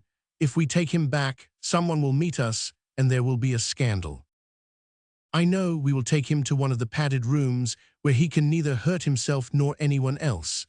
I am somewhat shaken myself, but I am better now. Do you take one arm, and I will take the other." Half leading and half dragging him, they managed between them to convey the old gunmaker away from the scene of his disaster, and to lodge him for the night in a place of safety. At 5 in the morning, Robert had started in the gig to make the medical arrangements, while Raffles Haw paced his palatial house with a troubled face and a sad heart. Chapter 14. The Spread of the Blight. It may be that Laura did not look upon the removal of her father as an unmixed misfortune. Nothing was said to her as to the manner of the old man's seizure, but Robert informed her at breakfast that he had thought it best, acting under medical advice, to place him for a time under some restraint. She had herself frequently remarked upon the growing eccentricity of his manner, so that the announcement could have been no great surprise to her. It is certain that it did not diminish her appetite for the coffee and the scrambled eggs, nor prevent her from chatting a good deal about her approaching wedding. But it was very different with Raffles Haw. The incident had shocked him to his inmost soul. He had often feared lest his money should do indirect evil, but here were crime and madness arising before his very eyes from its influence. In vain he tried to choke down his feelings, and to persuade himself that this attack of old McIntyre's was something which came of itself, something which had no connection with himself or his wealth. He remembered the man as he had first met him, garrulous, foolish, but with no obvious vices. He recalled the change which week by week had come over him, his greedy eye, his furtive manner, his hints and innuendos, ending only the day before in a positive demand for money. It was too certain that there was a chain of events there leading direct to the horrible encounter in the laboratory. His money had cast a blight where he had hoped to shed a blessing. Mr. Spurling, the vicar, was up shortly after breakfast, some rumor of evil having come to his ears. It was good for Haw to talk with him, for the fresh, breezy manner of the old clergyman was a corrective to his own sombre and introspective mood. "Prut tut," said he, "this is very bad indeed. Mind unhinged, you say, and not likely to get over it. Dear, I have noticed a change in him these last few weeks. He looked like a man who had something upon his mind. And how is Mr. Robert McIntyre?" "He is very well. He was with me this morning when his father had this attack." "Ah, there is a change in that young man. I observe an alteration in him. You will forgive me, Mr. Raffles Haw, if I say a few serious words of advice to you. Apart from my spiritual functions, I am old enough to be your father. You are a very wealthy man, and you have used your wealth nobly. Yes, sir, nobly.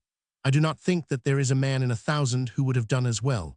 But don't you think sometimes that it has a dangerous influence upon those who are around you?" "I have sometimes feared so. We may pass over old Mr. McIntyre. It would hardly be just, perhaps, to mention him in this connection. But there is Robert.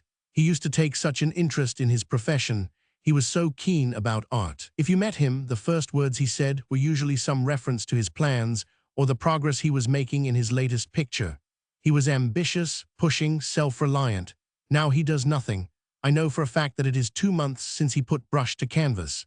He has turned from a student into an idler, and what is worse, I fear into a parasite. You will forgive me for speaking so plainly."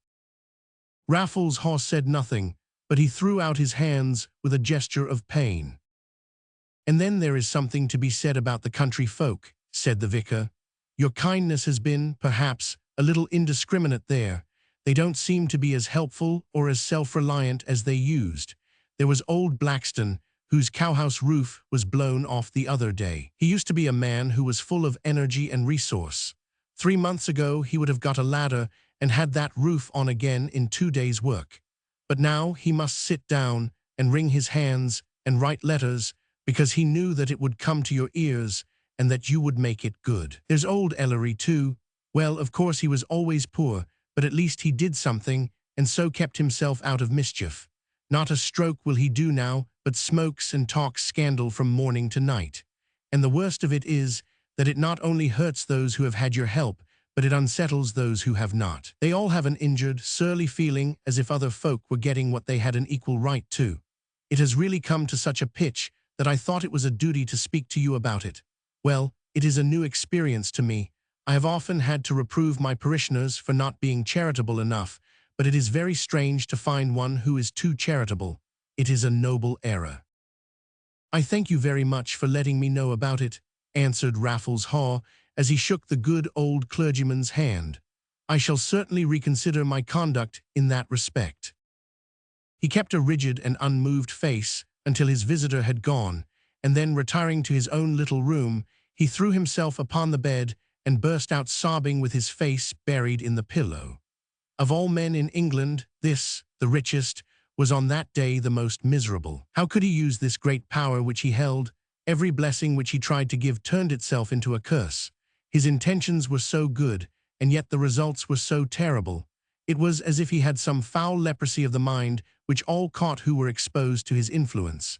His charity, so well meant, so carefully bestowed, had yet poisoned the whole countryside. And if in small things his results were so evil, how could he tell that they would be better in the larger plans which he had formed? If he could not pay the debts of a simple yokel without disturbing the great laws of cause and effect which lie at the base of all things, what could he hope for when he came to fill the treasury of nations, to interfere with the complex conditions of trade, or to provide for great masses of the population? He drew back with horror as he dimly saw that vast problems faced him in which he might make errors which all his money could not repair. The way of Providence was the straight way, yet he, a half-blind creature, must needs push in and strive to alter and correct it. Would he be a benefactor? Might he not rather prove to be the greatest malefactor that the world had seen? But soon a calmer mood came upon him, and he rose and bathed his flushed face and fevered brow. After all, was not there a field where all were agreed that money might be well spent? It was not the way of nature, but rather the way of man which he would alter. It was not Providence that had ordained that folk should live half-starved and overcrowded in dreary slums. That was the result of artificial conditions, and it might well be healed by artificial means. Why should not his plans be successful after all, and the world better for his discovery? Then again, it was not the truth that he cast a blight on those with whom he was brought in contact. There was Laura, who knew more of him than she did, and yet how good and sweet and true she was. She at least had lost nothing through knowing him. He would go down and see her. It would be soothing to hear her voice, and to turn to her for words of sympathy in this, his hour of darkness. The storm had died away, but a soft wind was blowing, and the smack of the coming spring was in the air. He drew in the aromatic scent of the fir trees as he passed down the curving drive. Before him lay the long sloping countryside, all dotted over with the farmsteadings and little red cottages, with the morning sun striking slantwise upon their grey roofs and glimmering windows. His heart yearned over all these people with their manifold troubles, their little sordid miseries, their strivings and hopings and petty soul-killing cares. How could he get at them? How could he manage to lift the burden from them and yet not hinder them in their life aim? For more and more could he see that all refinement is through sorrow, and that the life which does not refine is the life without an aim. Laura was alone in the sitting-room at Elmdene, for Robert had gone out to make some final arrangements about his father. She sprang up as her lover entered and ran forward with a pretty girlish gesture to greet him. "Oh, Raffles," she cried, "I knew that you would come. Is it not dreadful about Papa?" "You must not fret, dearest," he answered gently. "It may not prove to be so very grave after all. But it all happened before I was stirring. I knew nothing about it until breakfast time. They must have gone up to the Hall very early." "Yes, they did come up rather early." "What is the matter with you, Raffles?" cried Laura, looking up into his face. "You look so sad and weary." "I have been a little in the blues. The fact is, Laura, that I have had a long talk with Mr. Spurling this morning." The girl started and turned white to the lips. A long talk with Mr. Spurling. Did that mean that he had learned her secret? "Well," she gasped, "he tells me that my charity has done more harm than good, and in fact, that I have had an evil influence upon everyone whom I have come near. He said it in the most delicate way, but that was really what it amounted to." "Oh, is that all?" said Laura, with a long sigh of relief. "You must not think of minding what Mr. Spurling says. Why, it is absurd on the face of it. Everybody knows that there are dozens of men all over the country who would have been ruined and turned out of their houses if you had not stood their friend. How could they be the worse for having known you? I wonder that Mr. Spurling can talk such nonsense." "How is Robert's picture getting on?" "Oh, he has a lazy fit on him. He has not touched it for ever so long. But why do you ask that? You have that furrow on your brow again. Put it away, sir." She smoothed it away with her little white hand. "Well, at any rate, I don't think that quite everybody is the worse," said he, looking down at her. "There is one, at least, who is beyond taint, one who is good and pure and true, and who would love me as well if I were a poor clerk struggling for a livelihood. You would you not, Laura?" "You foolish boy, of course I would. And yet how strange it is that it should be so. That you, who are the only woman whom I have ever loved, should be the only one in whom I also have raised an affection which is free from greed or interest. I wonder whether you may not have been sent by Providence simply to restore my confidence in the world. How barren a place would it not be if it were not for woman's love? When all seemed black around me this morning, I tell you, Laura, that I seemed to turn to you and to your love as the one thing on earth upon which I could rely. All else seemed shifting, unstable, influenced by this or that base consideration. In you, and you only, could I trust. And I in you, dear Raffles, I never knew what love was until I met you." She took a step towards him, her hands advanced, love shining in her features, when in an instant Raffles saw the color struck from her face and a staring horror spring into her eyes. Her blanched and rigid face was turned towards the open door, while he, standing partly behind it, could not see what it was that had so moved her. "Hector," she gasped, with dry lips.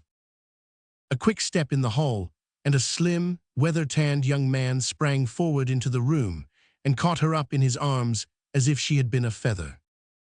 "You darling," he said, "I knew that I would surprise you. I came right up from Plymouth by the night train, and I have long leave and plenty of time to get married. Isn't it jolly, dear Laura?" He pirouetted round with her in the exuberance of his delight. As he spun round, however, his eyes fell suddenly upon the pale and silent stranger who stood by the door. Hector blushed furiously and made an awkward sailor bow, standing with Laura's cold and unresponsive hand still clasped in his. "Very sorry, sir, didn't see you," he said. "You'll excuse my going on in this mad sort of way, but if you had served you would know what it is to get away from quarterdeck manners and to be a free man. Miss McIntyre will tell you that we have known each other since we were children, and as we are to be married in, I hope, a month at the latest, we understand each other pretty well." Raffles Haw still stood cold and motionless. He was stunned, benumbed by what he saw and heard. Laura drew away from Hector and tried to free her hand from his grasp. "Didn't you get my letter at Gibraltar?" she asked. "Never went to Gibraltar. Were ordered home by wire from Madeira. Those chaps at the Admiralty never know their own minds for 2 hours together. But what matter about a letter, Laura, so long as I can see you and speak with you? You have not introduced me to your friend here." "One word, sir," cried Raffles Haw in a quivering voice. "Do I entirely understand you? Let me be sure that there is no mistake. You say that you are engaged to be married to Miss McIntyre." "Of course I am. I've just come back from a 4 months cruise, and I am going to be married before I drag my anchor again." "4 months," gasped Haw. "Why, it is just 4 months since I came here. And one last question, sir. Does Robert McIntyre know of your engagement?" "Does Bob know? Of course he knows. Why, it was to his care I left Laura when I started. But what is the meaning of all this? What is the matter with you, Laura? Why are you so white and silent? And hallo, hold up, sir. The man is fainting." "It is all right," gasped Haw, steadying himself against the edge of the door. He was as white as paper, and his hand was pressed close to his side as though some sudden pain had shot through him. For a moment he tottered there like a stricken man, and then, with a hoarse cry, he turned and fled out through the open door. "Poor devil," said Hector, gazing in amazement after him. "He seems hard hit anyhow. But what is the meaning of all this, Laura?" His face had darkened, and his mouth had set. She had not said a word, but had stood with a face like a mask, looking blankly in front of her. Now she tore herself away from him, and, casting herself down with her face buried in the cushion of the sofa, she burst into a passion of sobbing. "It means that you have ruined me," she cried. "That you have ruined me. Could you not leave us alone? Why must you come at the last moment? A few more days and we were safe, and you never had my letter." "And what was in your letter then?" he asked coldly, standing with his arms folded, looking down at her. "It was to tell you that I released you. I love Raffles Haw, and I was to have been his wife. And now it is all gone. Oh, Hector, I hate you, and I shall always hate you as long as I live, for you have stepped between me and the only good fortune that ever came to me. Leave me alone, and I hope that you will never cross our threshold again." "Is that your last word, Laura?" "The last that I shall ever speak to you." "Then goodbye. I shall see the dad and go straight back to Plymouth." He waited an instant in hopes of an answer and then walked sadly from the room. Chapter 15. The Greater Secret. It was late that night that a startled knocking came at the door of Elmdene. Laura had been in her room all day, and Robert was moodily smoking his pipe by the fire, when this harsh and sudden summons broke in upon his thoughts. There in the porch was Jones, the stout head butler of the Hall, hatless, scared, with the raindrops shining in the lamplight upon his smooth, bald head. "If you please, Mr. McIntyre, sir, would it trouble you to step up to the hall?" he cried. "We are all frightened, sir, about master." Robert caught up his hat and started at a run, the frightened butler trotting heavily beside him. It had been a day of excitement and disaster. The young artist's heart was heavy within him, and the shadow of some crowning trouble seemed to have fallen upon his soul. "What is the matter with your master, then?" he asked, as he slowed down into a walk. "We don't know, sir, but we can't get an answer when we knock at the laboratory door. Yet he's there, for it's locked on the inside. It has given us all a scare, sir, that, and his goings-on during the day."